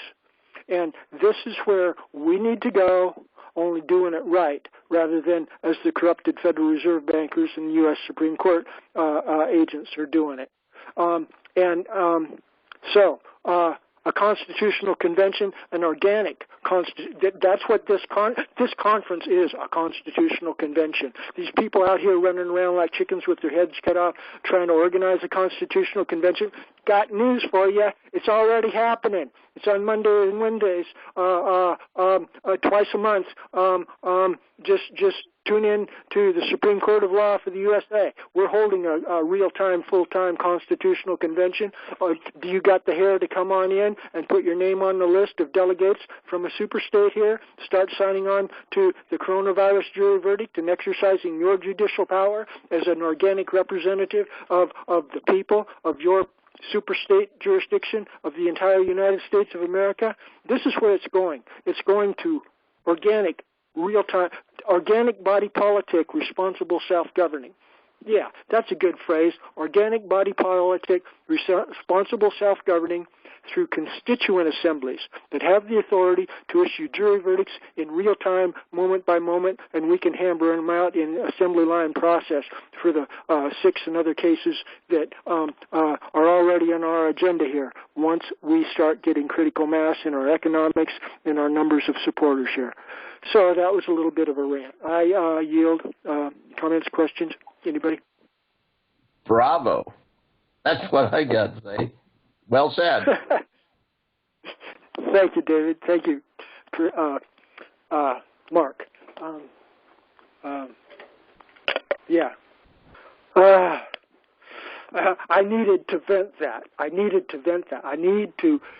That's why I do these conferences. I'm mostly an egghead. Charles, you're free to take a cold shower, sir. So, yeah.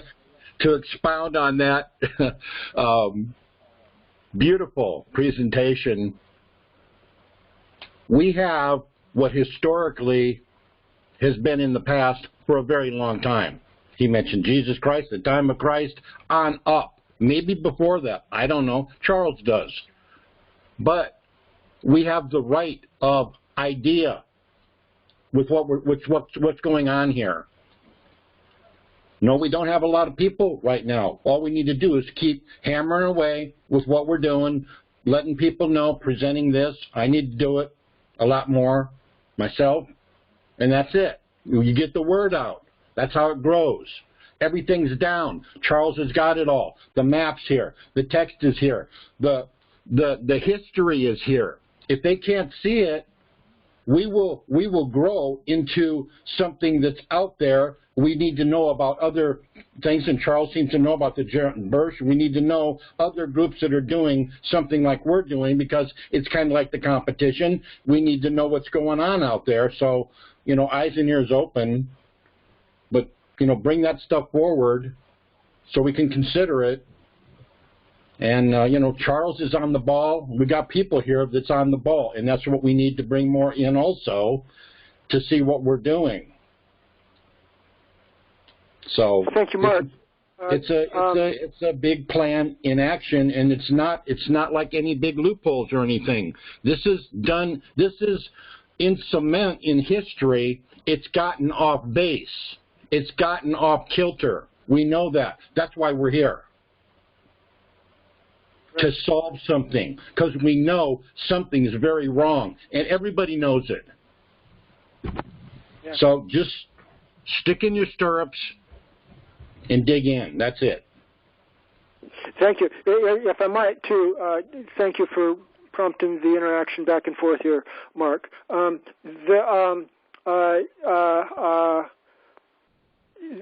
The documents that we're working on, the jury trial verdicts for the coronavirus issue and the other cases before our court, these are things that are not exclusive to our little assembly here. When our email list is is over 200 that we send out the conference invitations to, and those people, a lot of them are, for some unknown reason, they're having more. A lot of them, anyway, are more entangled with numerous of the other groups, and they feel a loyalty to people like Anna Von Ritz or Jim Wright or others. I don't comprehend why, but they feel a loyalty to those particular groups and that particular leadership. But the advantage of what we are doing, I'd like to point out, is that you can sign on to our coronavirus jury verdict or any of the other documents that we're working with, and you don't have to quit their group and join our group to do it.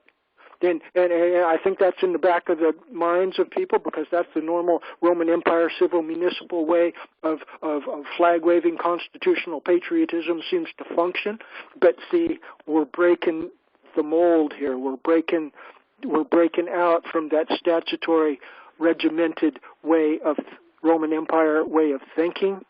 It's more organic, and you can still be a member of Anna Von Wright's group or Destry's group or any of the other groups that I personally think are kind of goofy, but I recognize there's a lot of good intent there, a lot of good people, so all you need to do is go to one of our documents and say, hey, yeah, I'll sign on. You can add my name to that jury trial verdict on the coronavirus issue, and at that point, we're doing everything that we need to do to advance our agenda, because as we get more signatures on more documents, we're going to eventually reach a point of, quote, critical mass, okay, unquote, where we will have documents that are showing the will of the people. And then when you revert back to our superstates model, we've got juries representing the will of the people in our superstates, and the de factos are surely going to say, well,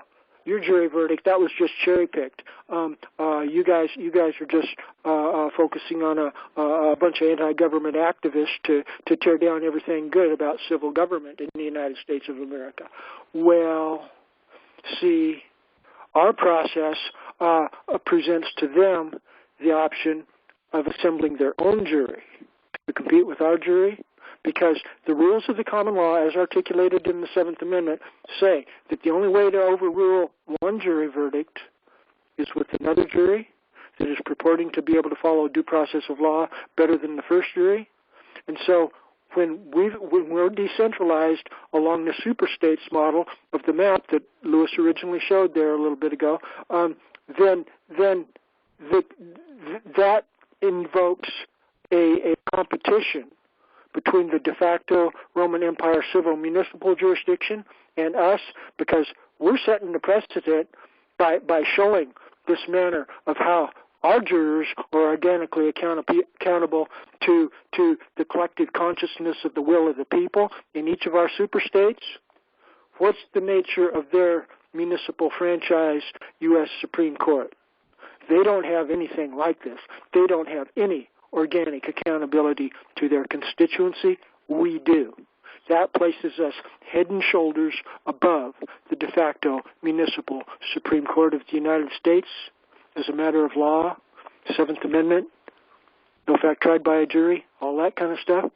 We have the moral high ground, we have the legal lawful high ground, and we can win this. All we're lacking is enough numbers behind us, and once these ideas get popular, please try to comprehend what we're talking about, review the documents here, and talk to other people about it. When you're in other conferences, ask them what they think of what the Supreme Court of Law and Charles Stewart is doing in their conferences. Provoke the discussion because it's all positive. What we're trying to do is empowering the grassroots people in manners more quick and efficient than what the other goofy organizations are doing. And we don't need to tear them apart. All we need to do is to help them to improve whatever they're doing that's already positive. It doesn't have to be competitive. So I kind of wanted to make those points, and it does look like our group is getting a little bit small here. We're down to 1, 2, 3, 4, 5, 6 of us on the conference. But comments, questions there. We are getting close to the end of our business hour here. Questions on we're in open discussion here. Comments, questions as we're moving forward. I yield. I have a question, Charles. Chris, please. I know I've read it, and I cannot recall the citation, but under Title 28, the Judiciary Code, there is a citation that calls for exclusion of the rules of the court or the procedures of the court. I cannot recall that, and I've tried to locate it. I know I've read it before. Can any of the astute, learned members of this call contribute? Looks like Paul dropped off here, so we lost that astute member of the conference. It's just you, me, Lewis, Mark, me, and David Scheid, it looks like, are with us. Would any of you like to respond to Chris's question here? Anybody? Tom Benson had mentioned he had planned on coming along on this call, but he was buried in paperwork pleading. Yeah, I'm looking forward to when he can join with us. He's quite a powder keg there. He's making some real progress there. I can see why you're enthused about working with him there, Chris.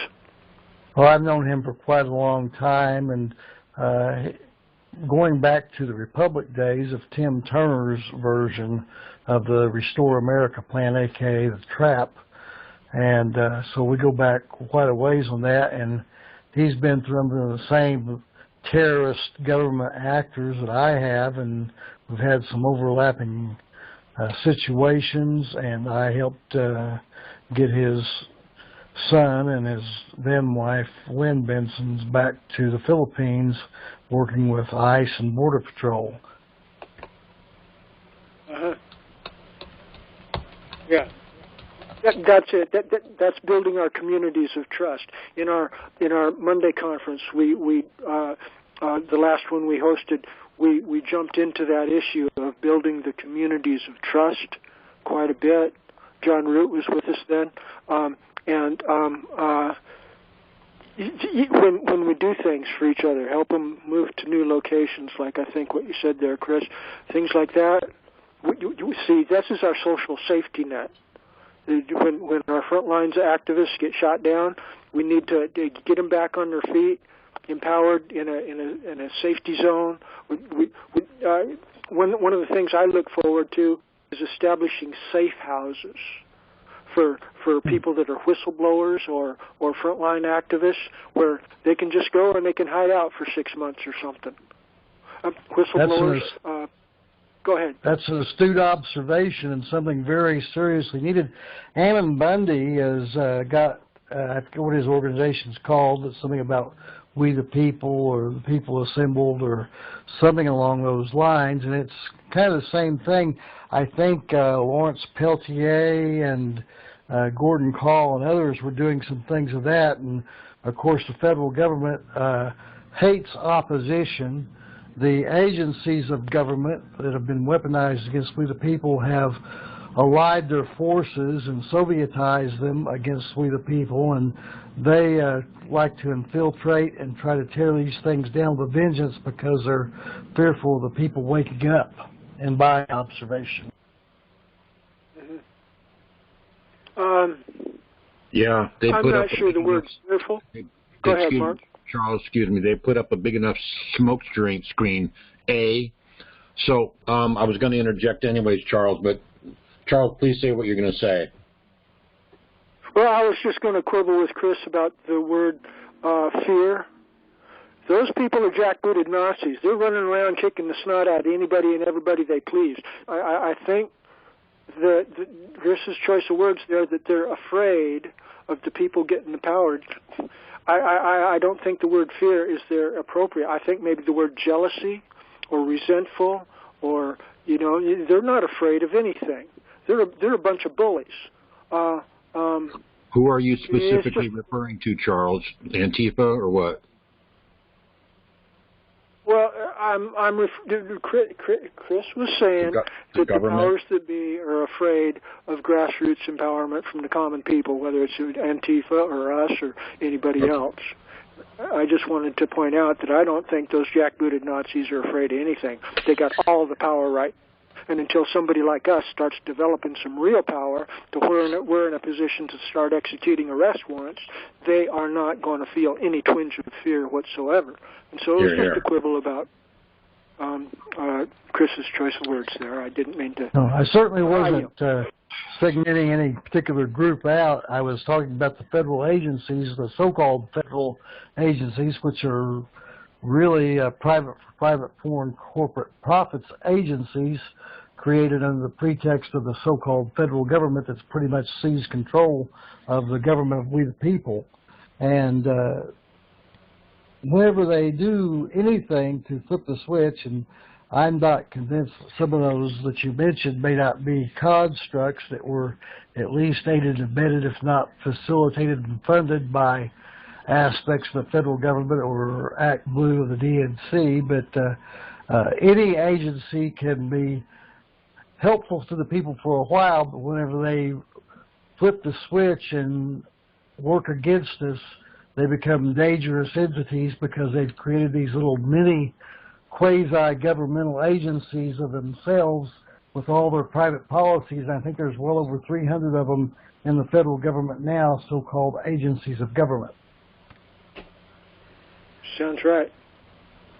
Sounds right. I do think that they have one fear, Charles. I think that they have a fear of the people uniting and being all-inclusive. And as long as they can keep the people divided by any means, I think that they're then very comfortable, because then they can put in place, policies and things which elevate one people over another and, contribute to the divisiveness. So they are, and I think they found this out way back. Is that Lewis? This is Lewis. Is that Lewis? Well, Lewis, yes. You're right on point, and this is what they fear the most. They like to keep us opposed. This is the divide and to conquer strategy, not divide and conquer, divide to conquer. If they can get us reduced in our numbers and keep awake people, truly awake, not woke people, but truly awake, studied, self-studied in law, learned people coming together to share, to restore constitutional limited government, it might have some hope. And this is what they fear the most, that Whitey and Blackie and Brownie and whatever other colors that they, or reasons that they can pretextually divide us over, financial, economic, spiritual, just whatever divisionary concepts they can conjure up to keep us fighting amongst ourselves, arguing over things of little significance. Then we'll be diverted from allying together to conquer their evil intents of the principalities of evil. The Agreed. fact, right, That is the fear. I think that is a legitimate fear right there. the fact right now is that it's human nature, even as the group, they want to keep what they have together in place because they're in power. It's the whole scenario, you know, there in where it's the takeover, the coup, okay? So right now, what's the one word that Charles has said the most in his speech? Can anybody chime in on that one? It begins with an O. Come on. Organic. Thank you, Charles. Who else would know? Yes. But the thing is, us right now, we're bolstering each other up and learning and growing. But the thing is that we need to, we have something that's very sophisticated, yet very simple. And to the rank and file, we need to project the simple. Whatever, if it's pamphlets, flyers, our communication for those people to understand. And that's the word right there, Charles. That's the go-to word. Because in society right now, that's a go-to word. Organic, get me on. Sign me up. I want to eat it. Even though it may be labeled incorrectly. So they love that for the masses. So just my thoughts, interject the way we present it to our neighbors and friends and whatnot like this. We have the sophistication, we got the brains, we're bringing that on to back up what we already have in place, which is, you know, it's down. It's not somebody just going willy-nilly like what goofy, as Charles says, presenting their concept about a new USA. BS. They're gone. They're gone. They're not going anywhere, but when you talk John Birch, you kind of got to pay attention. So, you know, that'll all come about, but with the way we present ourselves, simple is best when we're just talking to simple people in general. You know, if they want to know more, they can come here, but if we're talking to somebody that can absorb it, like I'm not political, you can probably hear it from me. Charles is the political guy. I just shoot from the hip, you know, whatever it takes. You know, so we're doing a good thing. It's a good concept. People just, what's going on here? Catchphrases, Charles. You do them good, man. I hear them coming out of you all the time when you calm down. You spew the organic words in there, and then it's just a short phrase. It's a catchphrase to put in any kind of literature or to spew out. You know, it's this. This is what it is. In one sentence. Boom. In and out. Oh, I see. Okay. Cool. Yeah, we'll come to our meeting on Tuesday and, you know, boom, boom. Okay, my 2 cents is over.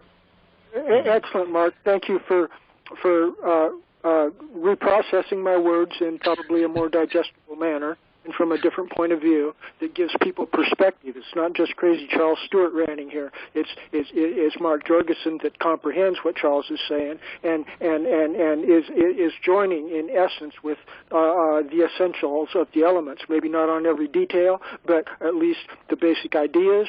Yeah, we can be on the same page. We can be marching to the same tune. We can build our communities of trust that are working together to advance the same agenda. We are an organic body politic that has consensus in the manner in which we are moving forward. Yeah. With that said, Charles, it's just a bit after 7. So did you want to make a statement to conclude the business portion of the call? Please. Did you have any concluding statements, Lewis, before you leave? No, nothing on my end. It would invoke a discussion. I'd like to just stay true and hold the the people accountable to the ideas that have been professed. Often we have to look beyond the source to the ideas and to what's stated and you know, whether it's the Declaration of Independence and the ideas professed there, or most recently what David has brought, you know, regarding the John Birch Society, because there's some that when they hear that, the John Birch Society will immediately shut down because of the John Birch Society's history, you know, and they're where they are. They're not They're not. They were not. I don't know what they are now, but they were not a society of that preaches all-inclusiveness. That was not their history. Louis, so could you concise what the John Birch thing is? Isn't based religious? It's a religious, political. No, in fact, No? they were the brain trust for the. If you recall the Ku Klux Klan as an activist organization, the John Birch Society was the brain trust. Now this is right. So that being the case, now this is as recently as the 60s and 70s. So I don't know where they are today. I'm talking 60s and 70s, and this is from their mouth. From their mouth. I have not heard that phrase John Birch Society in a very long time. How about you? Well, I have. I've seen a number of their videos, and again, if the ideas that they profess, again, if you can hold them to and the society as a whole to the ideas, because those ideas have not always been applied equally, to the people of this country. How many people do you think they have invested? Now that I don't know. I don't know their numbers at this time. I'll probably try to do that before the next meeting. At this time, I knew that they had good numbers really throughout the 60s and 70s. And probably even through the Reagan era. So I don't know where they are right now. But again, I'm raised from a family that my mother was a political activist, political science major, University of Michigan, has had these discussions. Beyond that, my family was involved even throughout the civil rights movement specifically. So, there are people that have died in my family. So I get it. It's just holding this nation itself to the idea that it professes in some of the founding documents. If we're going to say, hey, we've got a contract or a social compact, I'm going to hold you to it. You see, and that's yeah. Just Chris, I was going to observe that, I recall back in the 60s, whenever I was going to high school and growing up, that the Black Panthers pretty much originated, and of course Louis Farrakhan, the Nation of Islam. And the power to the people concept, that's the one that the federal government fears the most, because that's the people coming together no matter what other umbrella or persuasion they're in.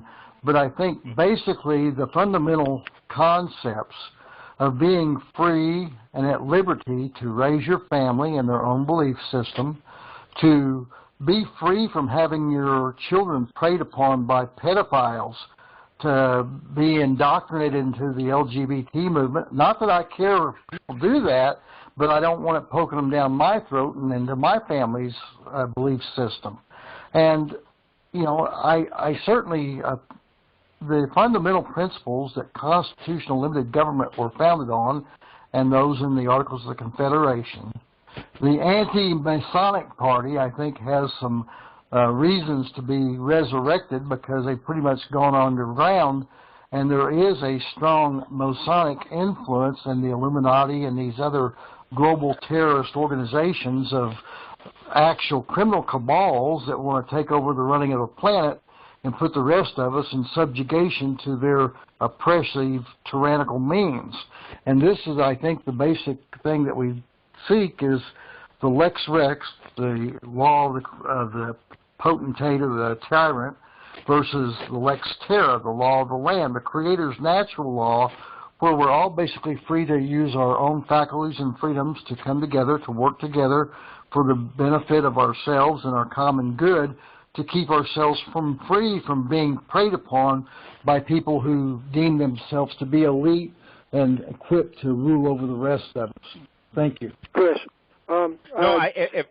If I may, just the one thing you mentioned. Number one, I'm in agreement with you there, Chris, in terms of the power to the people. And you mentioned the Black Panthers, and most know the Black Panthers originating from California. That's not where they originated from. They actually originated in Lowndes County, Alabama. There was Carmichael and Of course, now Larry Pigney is another one, and there's a couple more that are, I mean, they're brothers from another mother to me. Go ahead. But let me share with you. What they did was there was a group of farmers, okay, in Lowndes County, Alabama. There's a book called Bloody Lowndes. And in the 60s, there were maybe 5,002 registered voters in Lowndes County. None were black. In fact, there weren't even that many registered voters that were white living there. Some of those 5,002 were actually dead. So the farmers there wanted to organize themselves to vote, and that's where Stokely Carmichael and Huey Newton and others went down there to assist them in forming, in organizing. And they actually had to ask permission to borrow the Black Panther symbol from the Lowndes County. It was actually a Lowndes County Black Panther party. Those were the originals. They actually stayed with my great-grandmother. The street is named after her, Mary Jane Jackson. She's the one that actually taught me how to shoot. By the way, I used to go down all the time, and at 10 years old, I was still shooting BB guns and slingshots, and everyone down there in my family could shoot guns. So when she found out that I could not shoot, at that time, we actually, and there was a shotgun behind every door in the house, with the exception of the bathroom and the kitchen, and I never knew why. But that's how it was, for self-defense. So therefore, when she found out that I had not shot a real gun, we, at that time, grabbed the shotgun behind the door, went out back on her farm, lined up the bottles, and I had to learn how to shoot that day because she was not going to have me on this earth one more day without the knowledge of knowing how to shoot. So Huey Newton and Stokely Carmichael actually had to ask the organizers there of Lowndes County to borrow that symbol of the Black Panther, and that's where the Black Panther Party actually, that's the origin of the Black Panther Party. They then took it back to California. It started in Lowndes County, Alabama, and it started right there with family members of mine. So when people sometimes fear that I'm just, Lewis is just too much this way or that way. Well, it's in my DNA. There are people that were doing this in my family before I entered the scene, entered this universe. And I just have next, you see. So I just had to pick up and carry the baton. So that's why I talk about... Thank you for bringing that fact up, because so many of us really do not know the true history of many of these organizations today, whether it's the KKK or the Panthers or the Masonic parties or I mean, these are all things that have hidden histories that have been perverted and converted by those that want to rule over us and telling us that we can't use certain words or terms to control us is one of their devious schemes of manipulation and demonization. True. And you don't know, and so I appreciate these type of calls where we get together, we share our history, we share our common goal, and we make sure that, again, we are talking all-inclusiveness, because that I do believe is the one true fear of the corporation, of the de facto, the people getting together and recognizing the power of the people. With that, I yield. Thank you. And Lewis, I know that you're on a tight schedule there. I think we've gone a bit past our regular 2-hour mark here. I think I need to officially proceed to make this formal closure of the business section of our meeting. We're going to continue on with open discussion here, but Lewis will probably vacate with us soon here. Maybe he can hang a little while, but we do like to bring a formal conclusion right near the 2-hour mark here to our business meeting. And so we are doing that here and now. Our business meeting is now closed, and now we are proceeding into open discussion. Lewis, can you hang with us for a little while longer, or do you got to run? Just a few minutes, but I'll be dropping off momentarily. Thank you. Okay, thank you. Floor is open. Anybody care to expand on any of the discussion so far here? Lewis, where are you from in Michigan? Detroit. You're in Detroit. I'm from Detroit, man. Did you know that? No, I didn't. Yeah, I'm a Grosse Pointe white. I'm a white bread through and through. Grosse Pointe from the points. Okay, I got Grosse Pointe Woods, if you didn't know, which you probably do, was the only one of the points not bordered by water. Henry Ford donated the park, man. Yeah, it was huge. Yeah, it's. But when the riots were going on, we got bussed out of there. I was there, and I saw a guy on the grounds. I was only like in junior high school. I saw a guy with a rifle on the grounds of the park, and what's going on? But so the thing is, we're getting together, but they're coming unglued. They are coming unglued, and we know it. That's the deal. And we have something solid that's solid as a rock. Don't forget it. Don't forget it. I see it. People will see it. We need to put it out in a simple way. We got brains here. You know. This is going to grow fast. I think we've got something to stand on here. This is the foundation, which is why I participate. And we have a weekly call here in Michigan, and our Wayne County is where most of us are and are most active. But I believe in what we're doing. So if we can, and I'll tell you this: I don't know if we'll ever get that what's called that critical mass, but I don't think it's necessary. I think they recognize, again, we've got common law to stand on. And one thing here in Michigan is the Michigan Supreme Court does recognize common law and the common law jurisdiction. So, I mean, you've got to get there. The other lower courts don't. They completely ignore it. Let's back up. What are you saying about this critical mass? It's not necessary. Is that what you said? Yeah, you know what? Because I don't know if we'll ever reach critical mass. There are some people don't know that, but it's a matter of growth. It's an organic thing, but you can make it happen. It is organic. You can make it happen, yeah. But you're gonna present this to some people, then they're gonna turn away. Specifically, I come from a family of educators on my dad's side, and I'm telling you, but my younger sister's educators. My father's a retired educator. He came out of retirement to tutor other professors at the university level. And I'm telling you, some of the most intense conversations in the world I've had with my father regarding this matter here, because they're so just dug in, and with the de facto, that's their area. Specifically those that are in education and also they're like lawyers. Those that within that legal system will defend this thing. Granted, Lewis, but it's coming apart. I'm not being anarchistic. Oh, I agree. Look at the Capitol, man. Do I need to say anything more? The rivets are riveting, man. They're shaking in their boots, okay? Here, let me give you something here so I can get this out. There's going to be a tour. I don't know if you knew Charles or Lewis. It's called, it's these guys that are giving all this information that I'm getting a little bit from. I'd like to get more, but just so you know, there's going to be a tour of buses. We're talking big mobile home, rock and roll star buses. One of them is with the sheriff. You know about it, Charles? Okay. So this is going to happen pretty soon for like 3 months, I think, maybe 4. But I think it's going to start in July or in June. And I don't know the details, but I'm just sharing it. Did you know about it, Lewis? No, I'm not familiar. What sheriff are you speaking of? Max? Well, there's this guy named Dr. Charlie Ward who gives a webinar with, people that are real good. I know Two of them are putting it together, many more. Okay.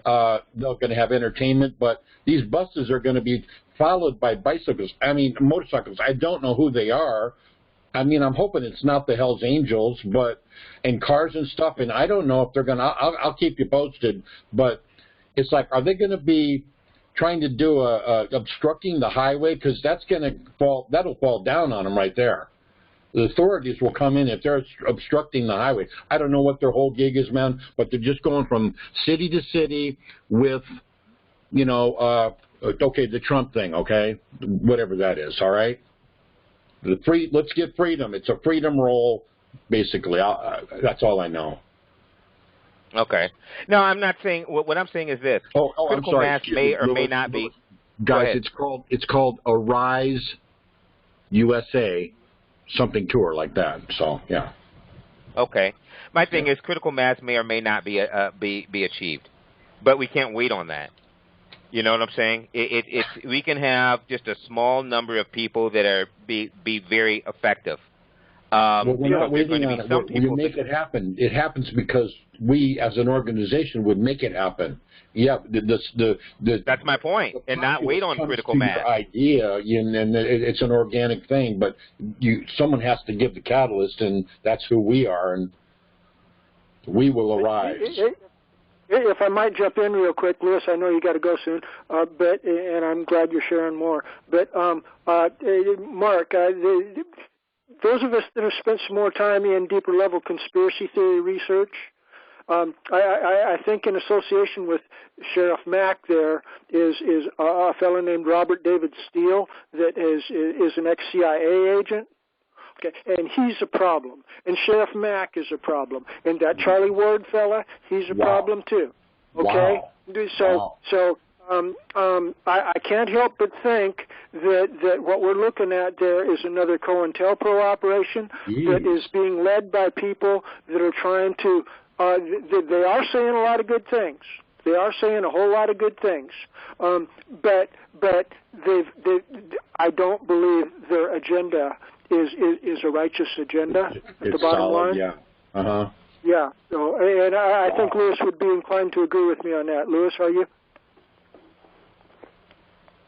But maybe that's just in their history. I'm not trying to back them up, but I don't know. I haven't listened to them that much. They just seem like they're on the ball and they're patriots, seemingly. And yeah. I'm sure a lot of good-hearted. I think it was a diversion. I really do. I became aware of Chair Mack probably, 10 years or so ago, while involved in that Ted Turner, Republic, and just seeing since then, what he's doing and what he has done, the organization he's joined, the organizations that he's left, the reasons why. Again, I think that some of the ideas that these organizations profess are great ideas, and if we can stand behind the ideas and hold them to that, without dividing, the population. That's my thing, because I can take some things from the Oath Keepers that they've said, and in terms of their ideas, and be in complete agreement. But then I look at how they apply certain things and who they are. And who they've shown themselves to be, and with people I don't think highly at all, So that's the thing. Again, I look towards the founding documents, such as the Declaration, the Articles of Confederation, the Constitution itself. Again, take the ideas with the Constitution. That's their Constitution. As Nikki has mentioned, I'm not talking about nobility or others. I speak of their Constitution, meaning the corporation, and it's their document. And if we can hold them to their document, okay, and use or their contract or their social compact, whatever it might be, it does not define who I am. So, and I operate from that position. So, Charles. And I have had conversations before about correction of status, and I feel I give that more weight than perhaps Charles does, because I think, again, it's something that needs to be done. I am not the elective franchise. I do, however, own one, because I've taken the steps in terms of correcting my political status on the record to claim ownership of the elective franchise. So as such, I may utilize it as I see fit or to my benefit. Okay, but it is not me. It is not who I am. As such, I feel very comfortable saying I am not a 14th Amendment citizen, United States certificated person. So, I'm very comfortable in that. Others might not be so comfortable in that. So, can I throw a little intel on the fire regarding Matt and Oath Keepers and some of these other imposter conservatives that are fooling people? I yield. Well, I was actually at the foundational meeting of organizing the Oath Keepers with Richard Mack, let's see, Rhodes, Stuart Rhodes, and there were some other people. There was a black robe preacher, Garrett something, I can't remember his full name right now, but he was a very good actor impersonating Ben Franklin, and it was a very good group. And like you say, Stuart, their precepts that they profess that have on the back of their shirts and the cards are pretty sound precepts. However, Stuart Rhodes, being a barred licensed Esquire attorney, he's actually been to my home before with Tom Lacavera from the Resurrect the Republic operation and Restore America plan, and they were also involved in producing the Truckers' Ride for the Constitution. It was hijacked by this retired now General Boykin, who is part of the 10th Psychological Operations Division, this influencing operations that Torrey and Patrick Byrne talk about quite a bit. They had a couple of really good exposés on these different generals in the military that are obviously less favorable to American views, but they have posed as conservatives that want to save the republic and so on and so forth, but they seem to have agendas that are far different than what they purport to operate under. And this is the danger. I actually tried to talk to Richard Mack. I was involved back then during my defense of land patents down in Arizona when I was being attacked by the Yavapai County Board of Commissioners and their zoning agents and so on and so forth. Again, the zoning agents seem to really be an insidious force here in America, this nanny maniacs that are out there trying to tell everybody how to deal with their private land. That was part of the precipice and the impetus of starting this whole nefarious operation of trying to murder me here in Las Vegas was under the guise of zoning. And where do they get? They can only zone what they own, and most people don't grasp the concept that when you register your property, your land, your auto with the corporate state, they are presumed to assume they own and control it. And there's a book, I think, they own it all, including you. And this is the unfortunate circumstance that we really, if you're a U.S. citizen, you don't own anything because property can't own property. And you can only be a subject of ownership when you are property. And that's what a U.S. citizen is, a small c. So I certainly lie with not being a 14th Amendment citizen exactly as Stuart, as Lewis had spoken before, and I am not one either. You can find the other classification of free men on the land under Title 8 of the United States Code, Section 1101, parenthetical small a, parenthetical 22, parenthetical B, explicitly not parenthetical A. Parenthetical A is a U.S. citizen, and parenthetical B states, although in permanent allegiance, is not a citizen. And a citizen is a diminishing attribute under the Roman civilis law of Justinian's Code of a city denizen. That's a property or a slave of the city. And so I certainly admire Lewis's removing that albatross of that false label created by the powers of the plenary Congress acting in its tyrannical dictatorial aspects that has seemed to be taken over and occupied into the corporate model. And so with that, I'll yield and thank you for listening to my opposition to Richard Mack and Boykin and Richard David Steele and the CIA and the FBI. Well, thanks for that, Chris. Yeah, that this straightens me out a bit. I'll tell you, I'll just keep an eye on them. This Robert Steele guy is the ones that are putting all the mechanical aspects of this tour together, the buses, etc.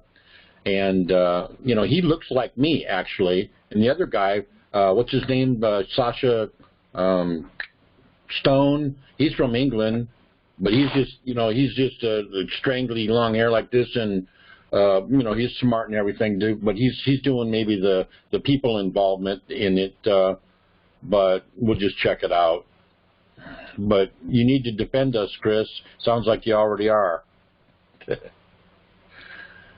Sounds good, man. Thank you.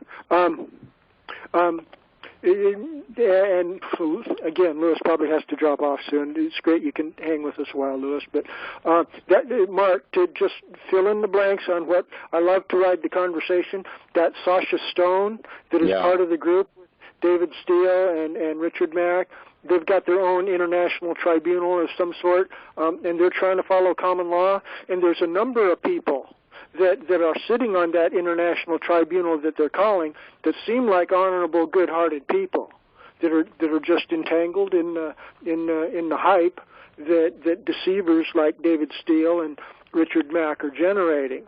And I, even though Sasha Stone seems a little bit effeminate to the borderline homosexuality to me, I'm willing to give him the benefit of the doubt more so than Steele or Richard Mack. Generally speaking, Sasha Stone sounds like I do believe he claims to be a he. He's got all that facial hair. I do believe he's probably a good-hearted person. But I can't say that for Robert David Steele especially. That guy's got serious problems. He's ex-CIA. And right behind him is Richard Mack. Richard Mack's done a lot of bad stuff. And the others. You know, that My Pillow guy that you said is part of the group in Charlie Ward. Is Charlie Ward the My Pillow guy? No. There's problems with him. Mike Lindell, Charles. Okay, I had Charlie Ward and Mike. Both of those. Charlie Ward, I've seen his videos. Yeah, he seems problematic to me too, as does Mike Lindell. Well, he has Stone and Robert Steele on his program all the time that I've seen. I've only seen a few of them, but two of them, Steele and Stone, were both on with the girl that they're going to meet up with, some blonde-haired chick. I don't know, didn't know her, but I've been saving his messages because I get them, but I haven't been looking at them. That's all I know. But Mac, get this, he's got one freaking bus all to himself. Whether he's going to go through the whole thing or not, I don't know, but we'll see what that all develops. But I thank you for the heads up, man, because who knows where. Okay, now the word tribunal, what I've seen on that, have you seen this list? Are they involved in the military tribunal? Is that what you're saying? No, although I think goofballs like Robert Steele actually advocates them. Okay. And he's kind of speaking out of two sides of his mouth because they're assembling what they call an International Criminal Court of Common Law Jurisdiction. I forget the exact name they're doing, but they're making noises like they're trying to move in a positive, righteous, grassroots, empowered manner. But then all of these QAnon trumpettes are associated with them that are out the other side of their mouth. They're talking about having military tribunals and secret executions. Like we had a fellow on here associated with Brad Herrick. His name was, he only went by the name of Chipper, but he was talking like secret military tribunals and executions are a good thing. And he was in here doing that kind of talk with a straight face. A number of us got in his face and showed him the door and explained to him that he's being an absolute idiot in his most favorable light and a treasonous conspirator subversive in an unfavorable light. And he hasn't come back. That sounds quite a lot like Gina Haskell, the former head of the CIA that was part of the Abu Ghraib torture of those people down there in these rendition centers. Further, Richard Mack, he created the Constitutional Sheriffs and Peace Officers Organization, which is kind of like the Oath Keepers for law enforcement officials. And basically, it was trying to get sheriffs to be empowered. He wrote some books. He was involved in that case. I forget what it's got another name other than Mack versus U.S., but on the sheriff's rights being the highest law enforcer in the county, except for most of them have been hijacked by their county commissions and councils under their pay connection schemes to control the purse strings, which is the power of the purse that they use to hold as leverage over their sheriffs to keep them under control and do what the county commission czars want them to do. And so whenever you start looking at this, there's another aspect of this Boykin that I spoke about before, who is obviously COINTELPRO. they had him and two other generals on Steve Bannon's War Rooms yesterday, and talking about these generals that wrote this letter. And the letter is not all bad, and it's pretty good, warning of the dangers and so on and so forth, like these lifelong military guys of the militant industrial complex have suddenly had a change in their belief systems and are now supporting constitutional ideas. I don't buy it for a minute, and anytime you're following these military guys, they're pretty savvy at twisting the words and using honeyed words in your ears to make you fool and trick you to lead you down the path of destruction to go into their militant tribal ports. Like I say, those are inquisitorial star chambers under the admiralty process of the law of the sea, and bringing it here on the land is an insidious concept. Thank you. Loud and clear. Thanks for the update on Mac. Charles? Yeah, go ahead, Mark. I had heard about Mac a long time ago with the sheriff bit. I didn't know what his thing was, but whatever. And on my brain.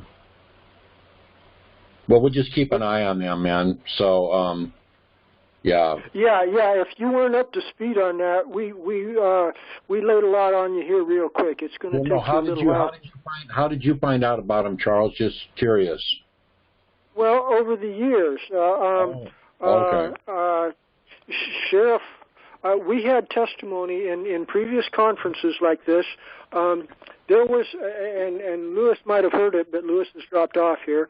But this could contributed to Lewis's decision against Sheriff Mack also, in that there was an Amish farmer that was being prosecuted because he developed a type of a salve of herbs that are capable of healing cancer, especially skin cancer, and he was curing a lot of people with it. And the FDA came down on him and threw his ass in jail and railroaded him through corrupt judicial process. And a whole lot of patriots came out to defend that guy, and one of them was Richard Mack. Okay, but the bottom line was there was factions around this guy trying to help him navigate through the corrupted judicial process, and one of the Amish fellows in my conference and some of the others were advocating proceeding without a bar member attorney. Okay.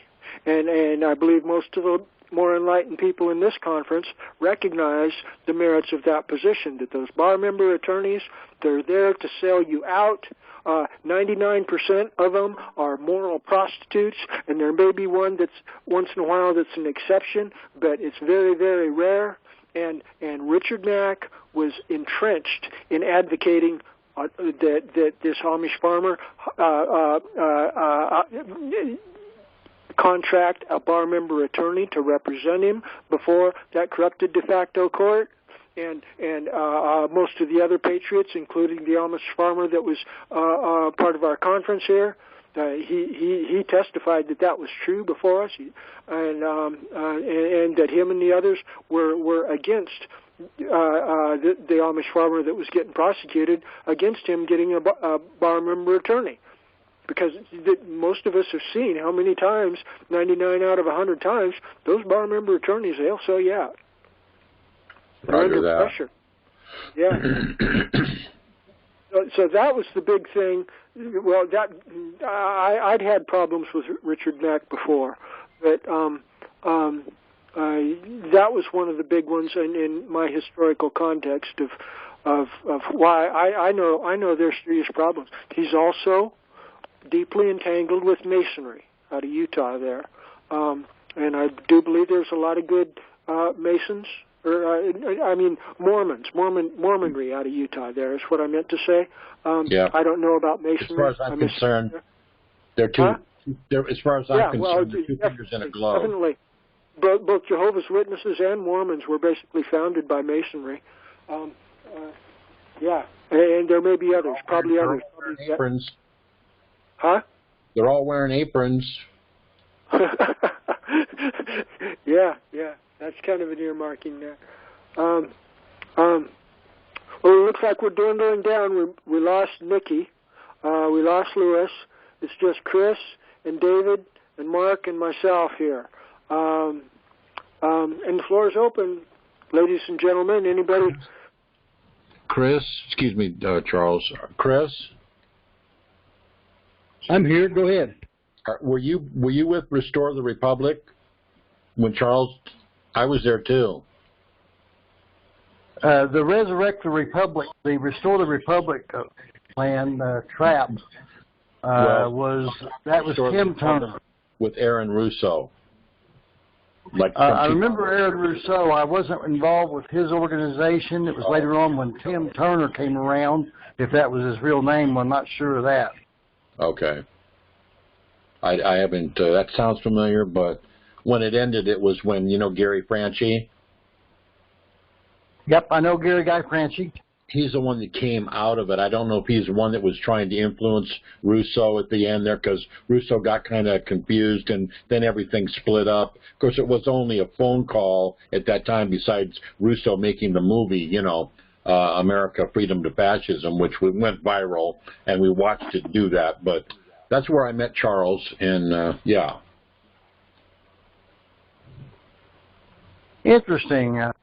Well, whenever you're traveling in the circles of freedom and liberty movement, there's only a small element. There's little factions all around of people that are they're lighting brush fires in the minds of men, as it says in Mao's little red book, of trying to restore freedom and liberty and constitutional limited government to America.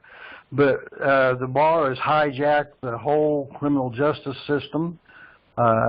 That is an insidious force. They're a warring force that was brought here into this country from the Frankfurt Austrian schools and the British government to take over this country, and they've done a very fine job of seditiously undermining the Republic by their legal schemes of replacing God's law, the true law, which is a bright line, a red line in the sand between what's lawful and what's unlawful. And making it legal or illegal is anything can be twisted into being illegal or legal so they can make money by preying off the unsophisticated so-called unlearned masses of sheeple people that haven't removed themselves from unbenighted ignorance, as it says in Natalie versus Florida. Thank you. Yeah, when I found out about being betrayed, basically was when my buddy in early 90s or late 89s, around in there, he told me about all the symbolism, the negative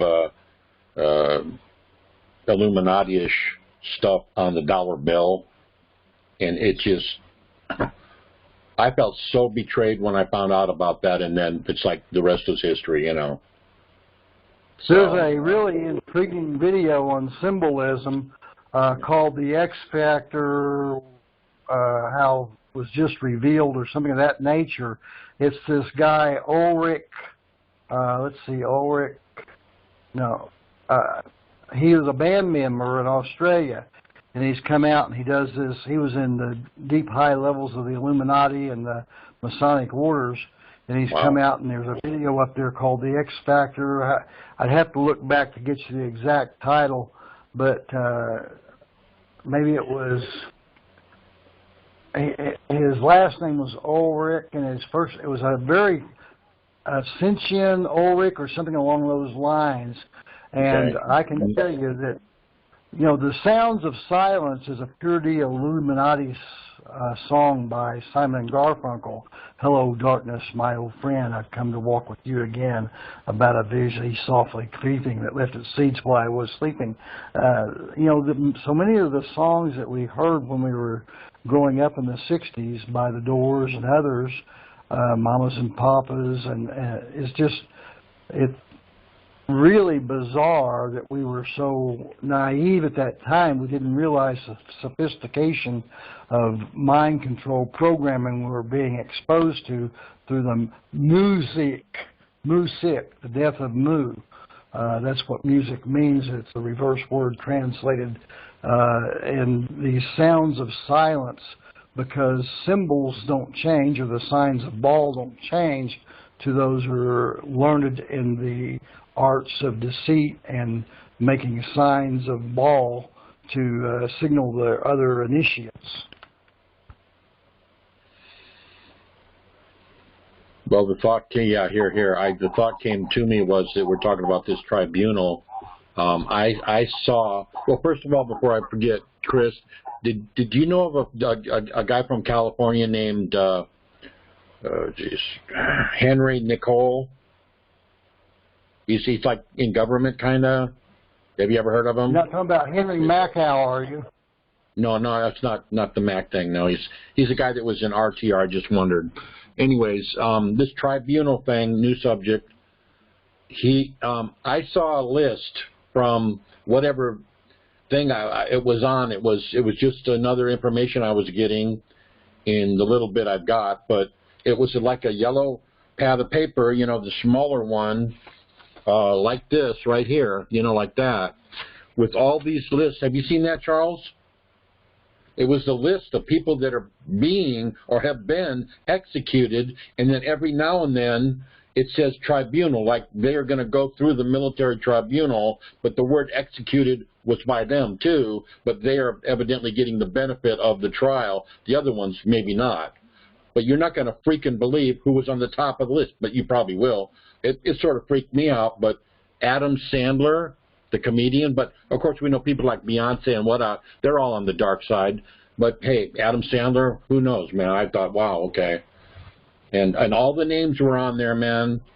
But you talk about that Abu Ghraib place, they're working that out right now, because that place evidently was a dump hole, and they're resurrecting it now to stuff people in there with this.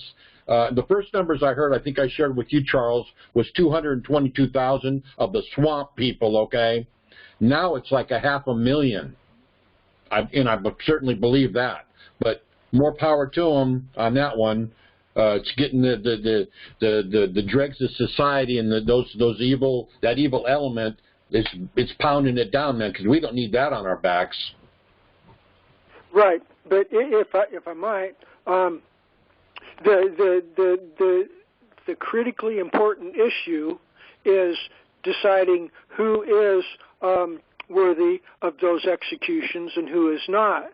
See, I'm really paranoid about them coming to us and accusing to us of being undesirables and subversives and executing us in secret military tribunals.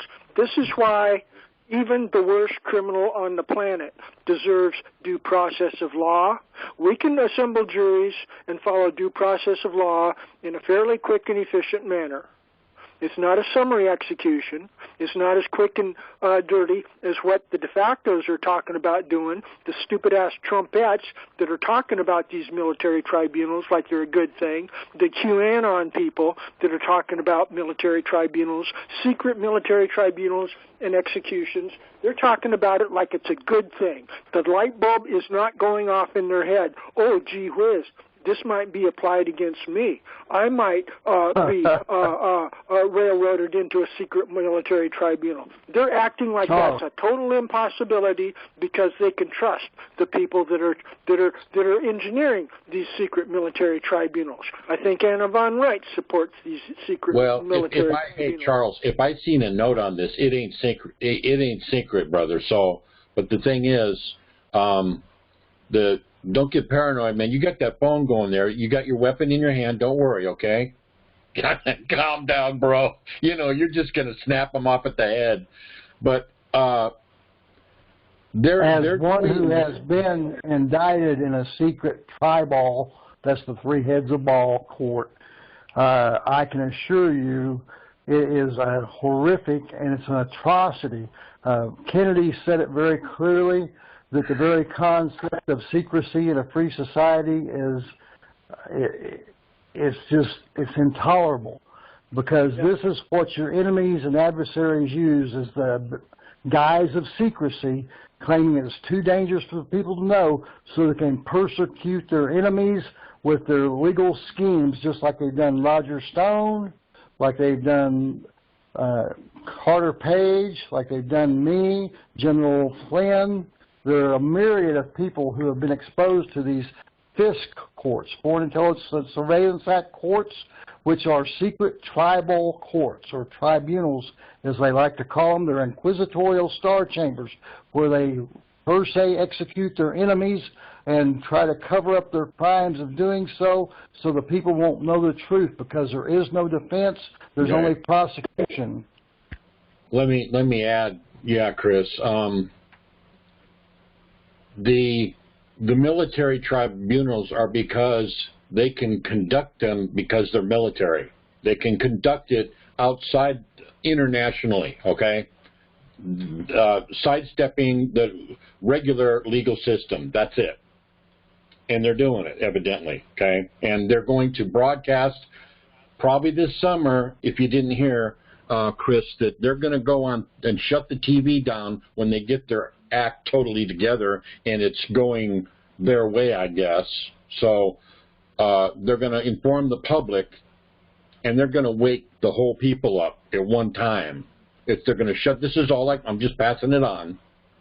They're going to shut the TV down for 10 days, and like in 8-hour shifts, I think, to give the whole program, like Mike Lindell's movie, all the people that are on the damn list, they can't read through 500,000, but whatever.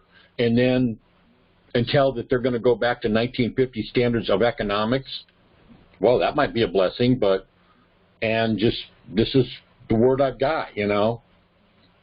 And it may come out this summer. I don't know. Who knows? Nobody knows. Somebody does. They know.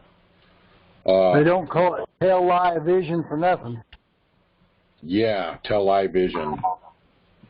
Well, you know what bothers me is that, you know, I've made myself clear that I've got almost 20 years of evidence against these, the de facto and everything that's been going on both at the state level and at the federal level. And these people, and I've made myself available and known to some of these people that you're talking about that are organizing all this stuff, including Von Ritz and David Steele through Mike. Mike actually knows David Steele, who Mike was on just a little earlier this evening on this call, and others. And nobody from those wonderful people that are organizing this stuff are ever coming back to me and saying, "Hey, Dave, we could use some of your evidence. Well, you know, we've got all this stuff. Why don't you show some of your stuff?" Nobody's come to me. Show and tell. You know, and I've made myself very available, very well known to these people, and, you know, nobody cares. You know, so it does put a thought in my mind about the COINTELPRO and who are these people that they just, they don't care to use my evidence. Anyway, I yield. Huh. Where are you from?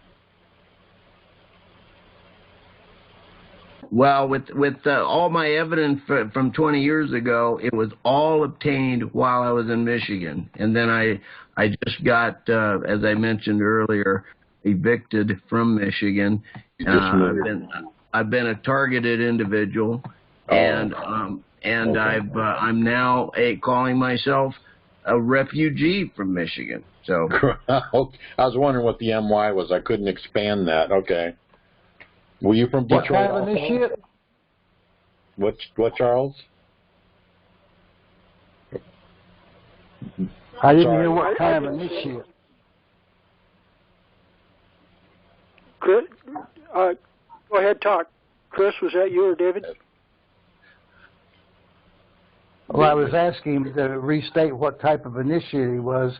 He laughed after it, but I didn't catch it. Sorry. Are you talking to David? I don't know.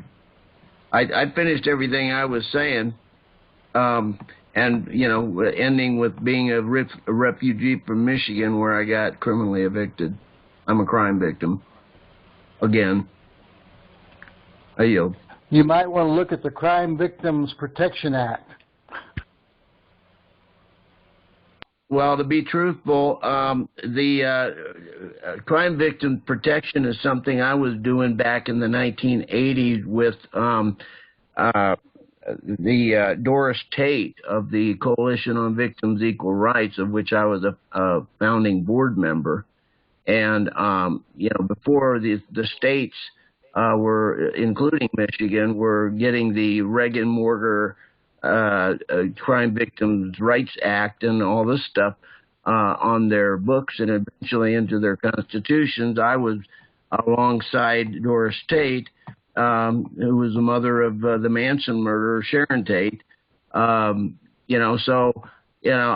was there kind of in the beginning working on crime victims' rights. I know crime victims' rights very well, and I've been writing on crime victims' rights throughout my time in Michigan, and I've been ignored by all three branches of government there in Michigan, which, as Charles says, it isn't government. So I'll just say I've been ignored by all these domestic terrorists and insurrectionists that are posing and usurping positions of power. I yield. Hear, hear. Wow. Right on, David. Yeah. Yeah, we got big problems here. That's why it takes an assembly of people with clear vision, like what we've got here. And I like to think that the smaller the group that gets, the better it gets, because people that hang on the call a really long time here, a lot of us, I dare suggest, are a little bit angry, and we're looking for some revenge, for some justice, some justifiable, righteous revenge, some payback for the bad guys that have screwed up our lives, okay? And we're entitled to it before God. We're entitled to it. And it don't look like we're going to get it unless we get organized behind a competent strategy to bring the corrupted conspirators to accountability. That's the only way we're going to get any kind of remedy here. And Charles, just a thought, sorry. But the thing, see what you just said, it's like, that's like us going at them when I'm feeling we just need to stay with what we're doing and not be so conflicted, even though it's probably going to be conflicting. But you see what I'm saying? In other words, like we have to do what we do and ward off what's coming at you like a defensive thing, but not intentionally, I understand what you said, but you see what I'm saying? Sure. We just grow our tree and keep growing it. Okay, if I can expand on that, that's a good point. Thanks for drawing it out. But cases like Chris and David have presented before our court here, every time they file some paperwork and the judge or the prosecuting attorneys or other corrupted government officials move against them, that's an act of war where they are aggressing against us, okay? And that's exactly what you articulated is exactly what we need to do. We need to be non-aggressive, allow them to aggress against us, so they are clearly the aggressor, and we are moving in a defensive strategy. Okay? Because we're the peace officers, we're keeping the peace. They're the ones that are breaching the peace. Okay? But see, we're surrounded. We're saturated with instances where they're constantly aggressing against us. And so we can pretty much pick a fight any dang time we want just by drawing a line in the sand and saying, no, you can't railroad Chris K. out of his rights to due process of law under the paperwork that he just filed. And when they go ahead and do that, boom. At that point, it's time to start about arrest warrants against that corrupted judge or prosecuting attorney, because they're the aggressors, not us. You comprehend the difference there, Mark? Yep, absolutely. Hopefully at that time that we will have enough embedded that we can draw up the jury or the trial ourselves and go through that whole thing and say, hey, look, this is us, man. We're doing it. You go ahead. You come. But, you know, again, as far as defense goes, you know, it's like when you're in a fight. All that I know right now is if you know someone's going to attack you, you do something. You do something right away. You know, like if I'm in a bar with somebody and they're drunk and they're coming at me and I know it's going to happen, then I'm going to do something first to them to take them off guard. It may not kill them. It'll let them know that you're not going to mess with me. You know, I'll bite him in the leg or whatever, right? You see? Yeah. You know, like a what do you call it? The bouncer at the club. He takes them by the thumb and does that thumb thing, right? You can't get out of that, man. Hardly. We're talking. Yeah. This is the same thing. It's the same thing. It's self-defense. It's just a group, you know. But anyways, you know. Yeah. I had to switch phones real quick. You're talking right on there, Mark. But the point about we're not the aggressors. See, and that's what Michael frequently entrenches on. Michael Zarzano is frequently with us on longer than he has been here today.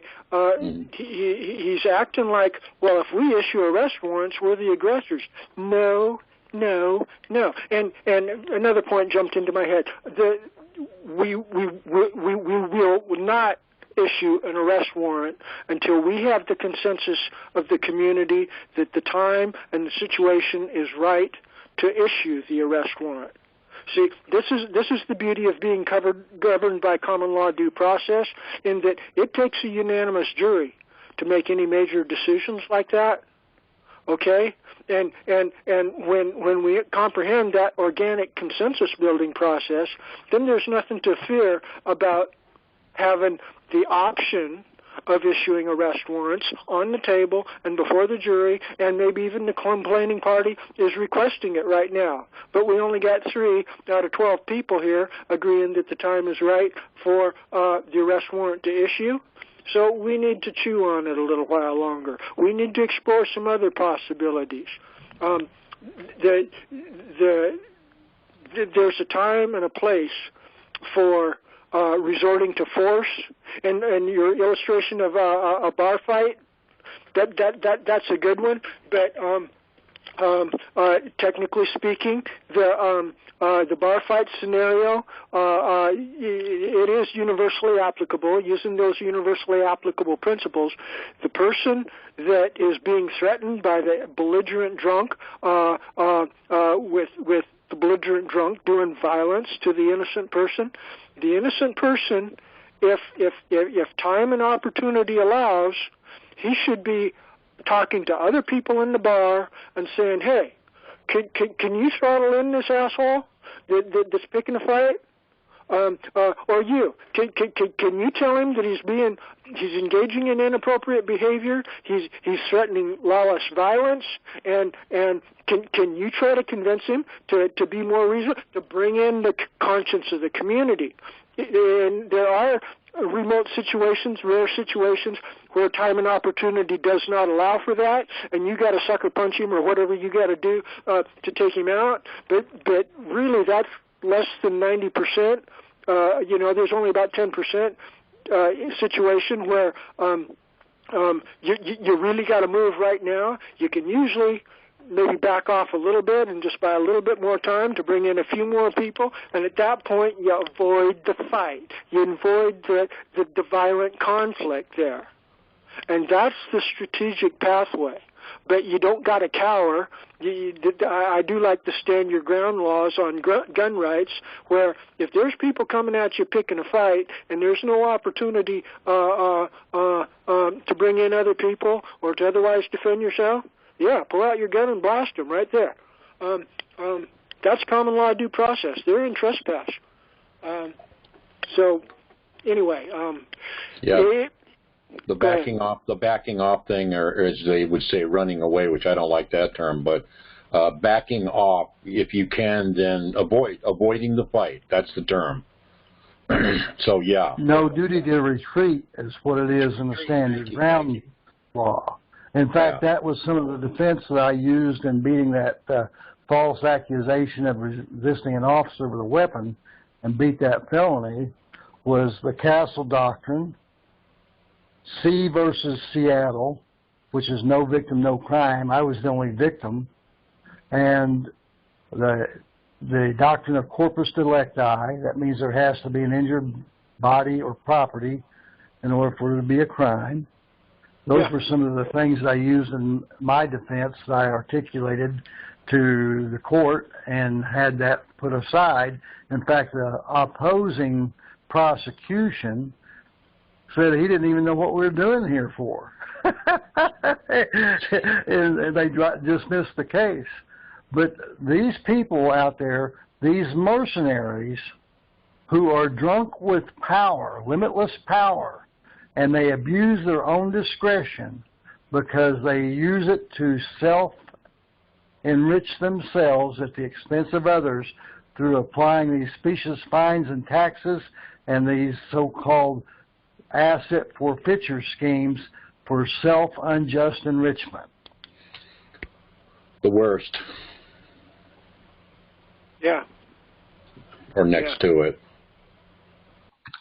Gentlemen, I'm calling it an evening. You guys enjoy yourselves. It's been a pleasure meeting with you, and I'll be looking forward to your next one, Charles, on Monday. Thank you, David. It's always a pleasure sharing with you. Thank you, David.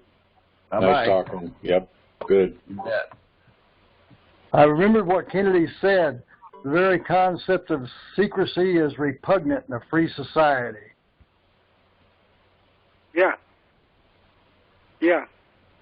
Yeah, Kennedy was good.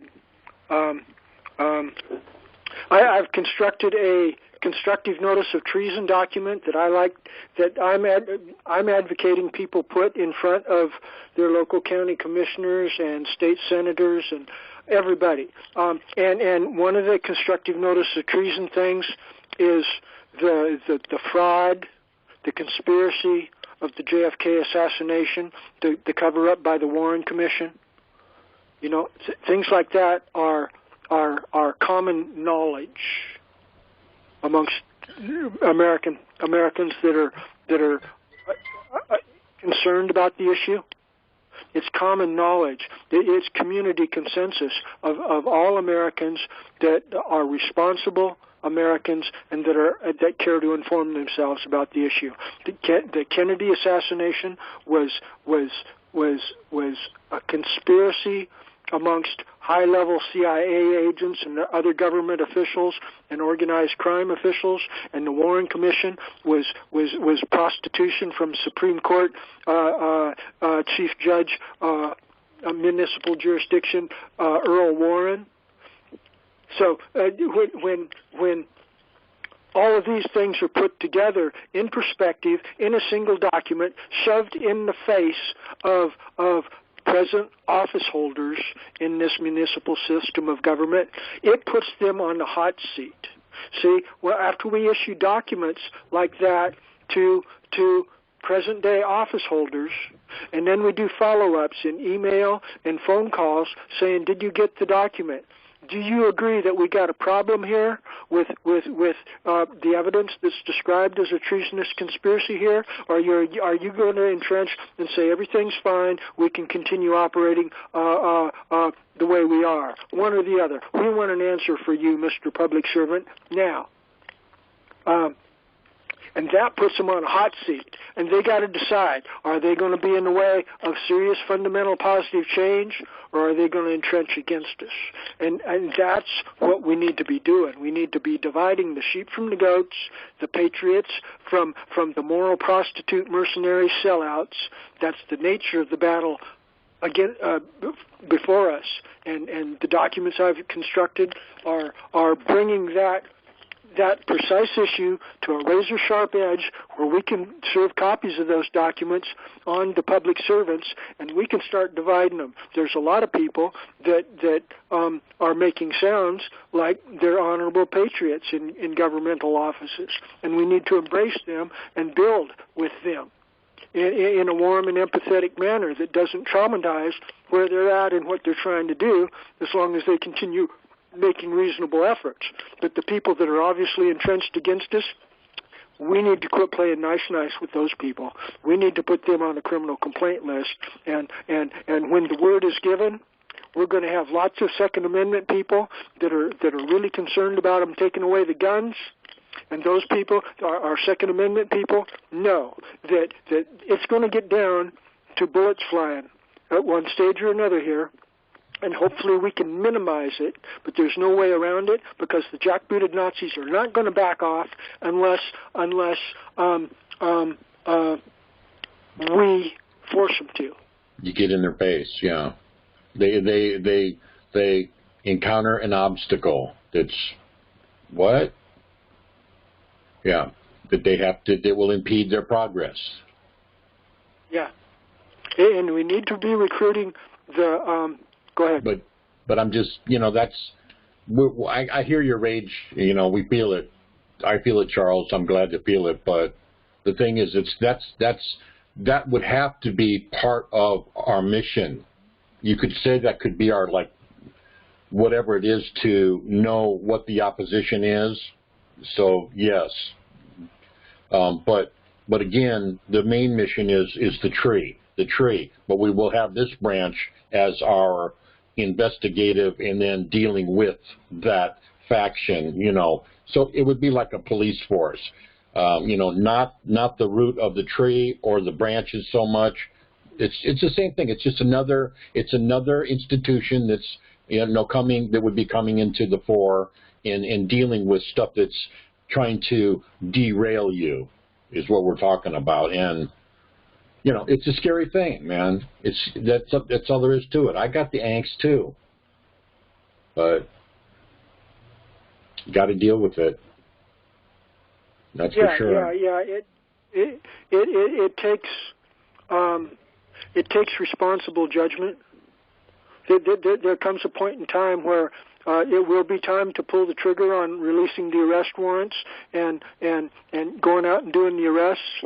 Yeah. But and again, if they assassinate one of our leaders, or if they start dragging people off to FEMA camps, or trying to forcibly vaccinate all kinds of people, at that point, it's time to fight back. It's time to issue our arrest warrants against the people that are aggressing against our people.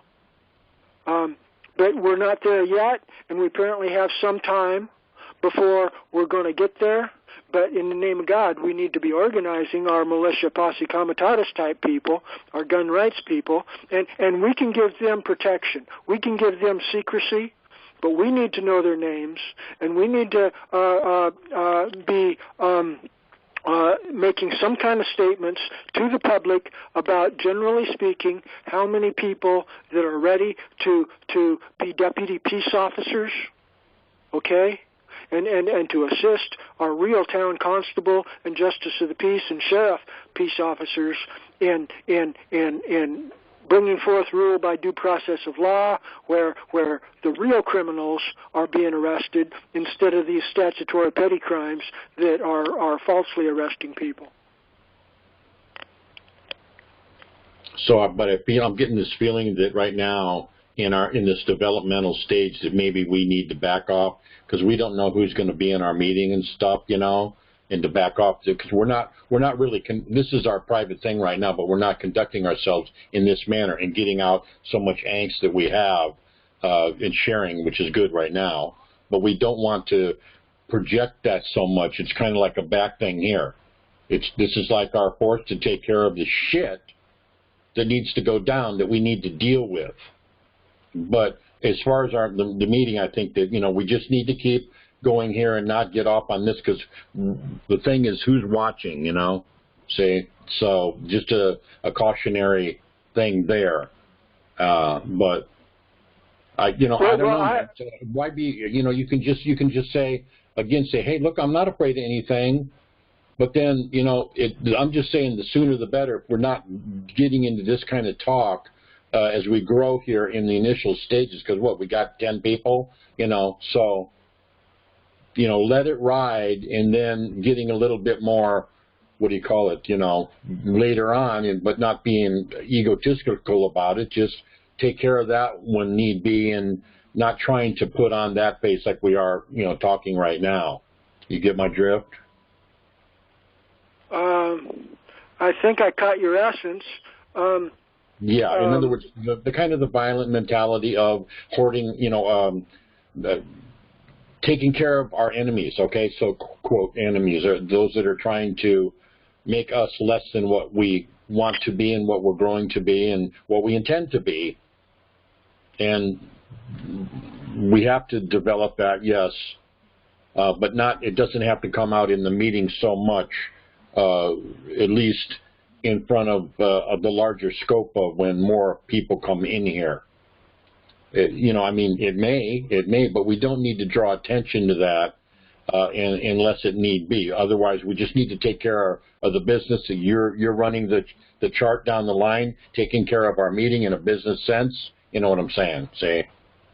So not to scare people. That's what I'm kind of getting at too. See, the newbies that come in, they're all of a sudden they're talking about what, beating off the bushes and all this stuff. I'm out of here. You know. Well, we can't. I didn't mean I'm out of here. I meant they're going to go. I'm leaving this meeting now. They're talking about guns and shooting people. But hey, Charles, just a thought before I forget. The NRA, man, has a lot of people. You know that. It's got a couple million. I don't know, 6 million, maybe? A lot, man. You know, I mean, maybe when we get more solid here, we need to, you know, hey, you know Ollie, what's Ollie North's story, man? Give it to me in a paragraph. What's his story? Is he black or white hat? What? Ollie North. He's the president of the NRA, right? Did I say IRA? NRA, the gun, you know, the gun, yeah. Yeah. So Charlton Heston died, I think, didn't he? You know, or left the chair, and yeah. So Ollie North, I don't know. He was in some gun thing. He was in legal. What's his story, man? Oliver North was involved in the Contra program, running guns for cocaine. Ollie North is a treasonous conspirator. He would be one of the first ones that deserves to be executed in my book. He's as evil as anybody on the planet. He's the leader. He's the president of the NRA right now, or the spokesman. You know. Well, that begs the issue. That's like Oath Keepers and so many other groups that are posturing as good, honorable groups. The John Birch Society, group after group after group that has good-sounding names. They're here to deceive us. They're here to mislead us. They're here to take us away from where the empowerment's really at. They're here to keep us disempowered and enslaved. They're forked-tongued deceivers. Okay, but what about the NRA, man? Upstanding the Second Amendment rights? They're stupid. They're stupid. When shit hits the fan, that whole organization will explode, and we'll be here to pick up the pieces from of the honorable people that were merely misguided there. Okay? When it finally becomes clear the leadership of the NRA is a bunch of devil worshippers, then the people that finally woke up and smell the coffee at that moment, then they'll start looking around for opportunities, and that's where we'll be there with a smile and a flyer and a web page, and we'll be saying, sign up here. And a handgun. Really well. They probably got their own. Yeah. But there's going to be a lot of people that are going to suffer rude awakenings as things progress towards the Armageddon point, I like to call it, because the evil empire agents are continuously ratcheting up the lockdown. They're tightening down the pressure cooker lid day by day, moment by moment, and they're tightening it down worse and worse, where they're going to cut off the complete air supply soon, and they're going to start suffocating us to death here soon. And at that point, we need to be ready to fight back to get our air. Yeah, I'm just thinking about that.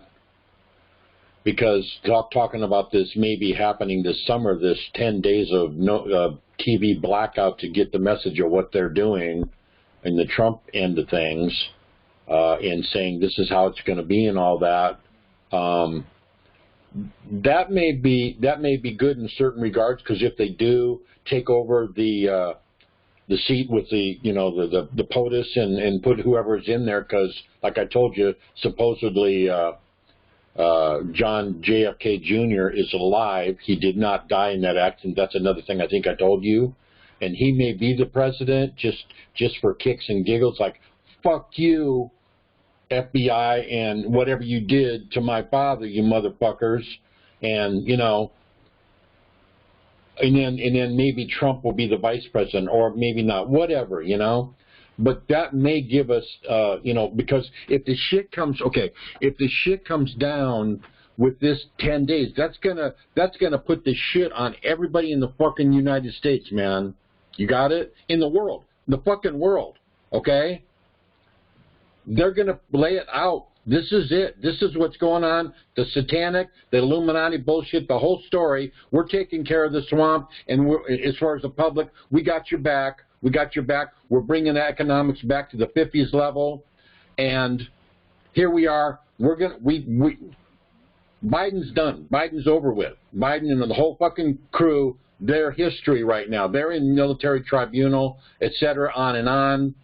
Whatever their message is going to be, that's all I know so far, but wait and see, right? And so, hey, but that might buy us some time is what I'm talking about, that when that does happen, though, there's a lot of nuts and screws and bolts going to freaking come undone, man. Big time. You think we got angst, Charles? That's a whole fucking nation getting the shit at one time, man. You know how we woke up, right? That's almost mind-boggling, man. And all of us, of course, that might be in my opinion, that would be a blessing. Thank God for them for saying that, and waking them up, man. It's about time.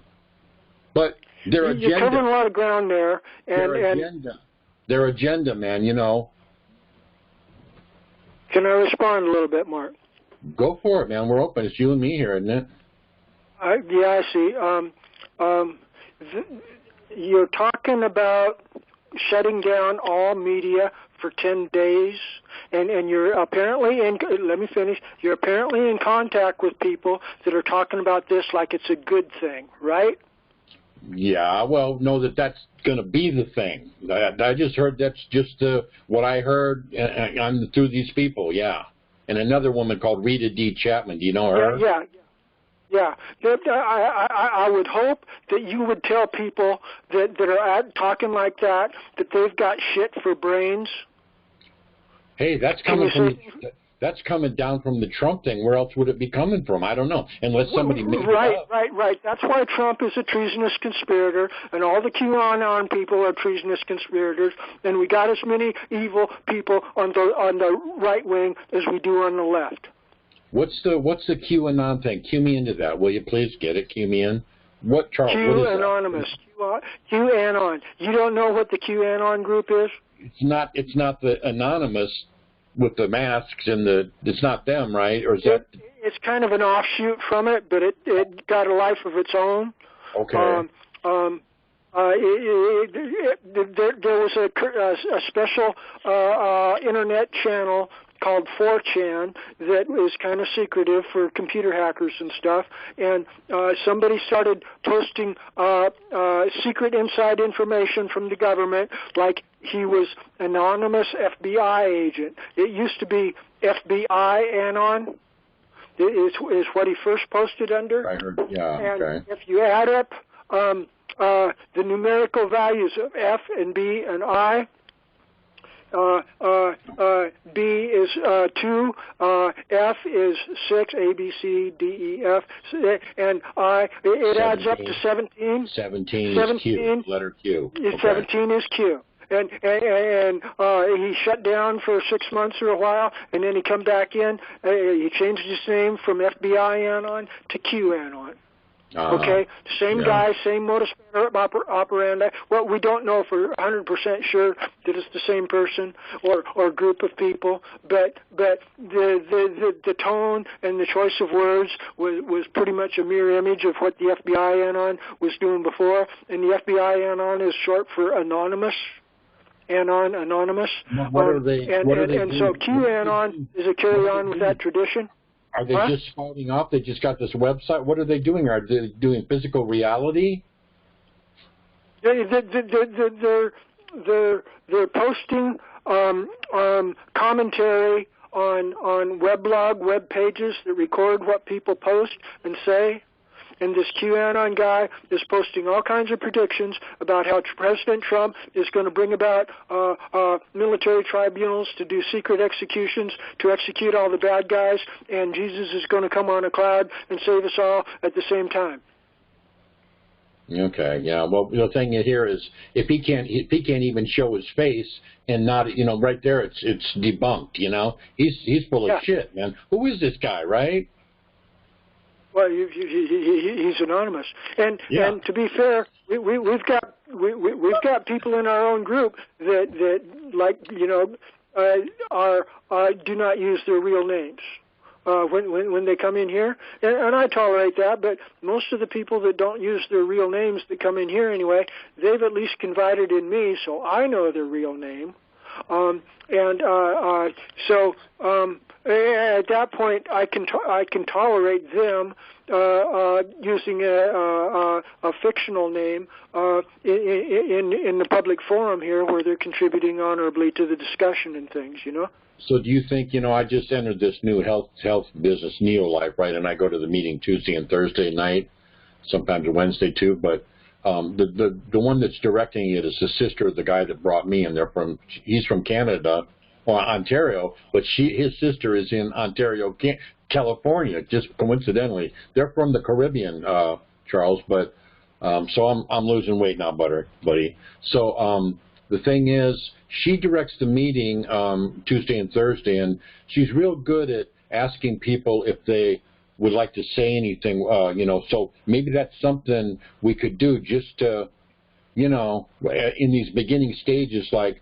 Well, Q7R, I see that you're new here. Would you care to jump in and comment at all? See what I mean? Draw them out, just to kind of, be a little protective. Just a suggestion. Yeah. As it grows in this stage, when we start getting 50 people, then it's like, they're going to have the mean people talking all the time, and then there's going to be these other people like, who are they, and how many? Like, look at us right now. How many actually came on camera? You and me and one other, I think it was, Yeah.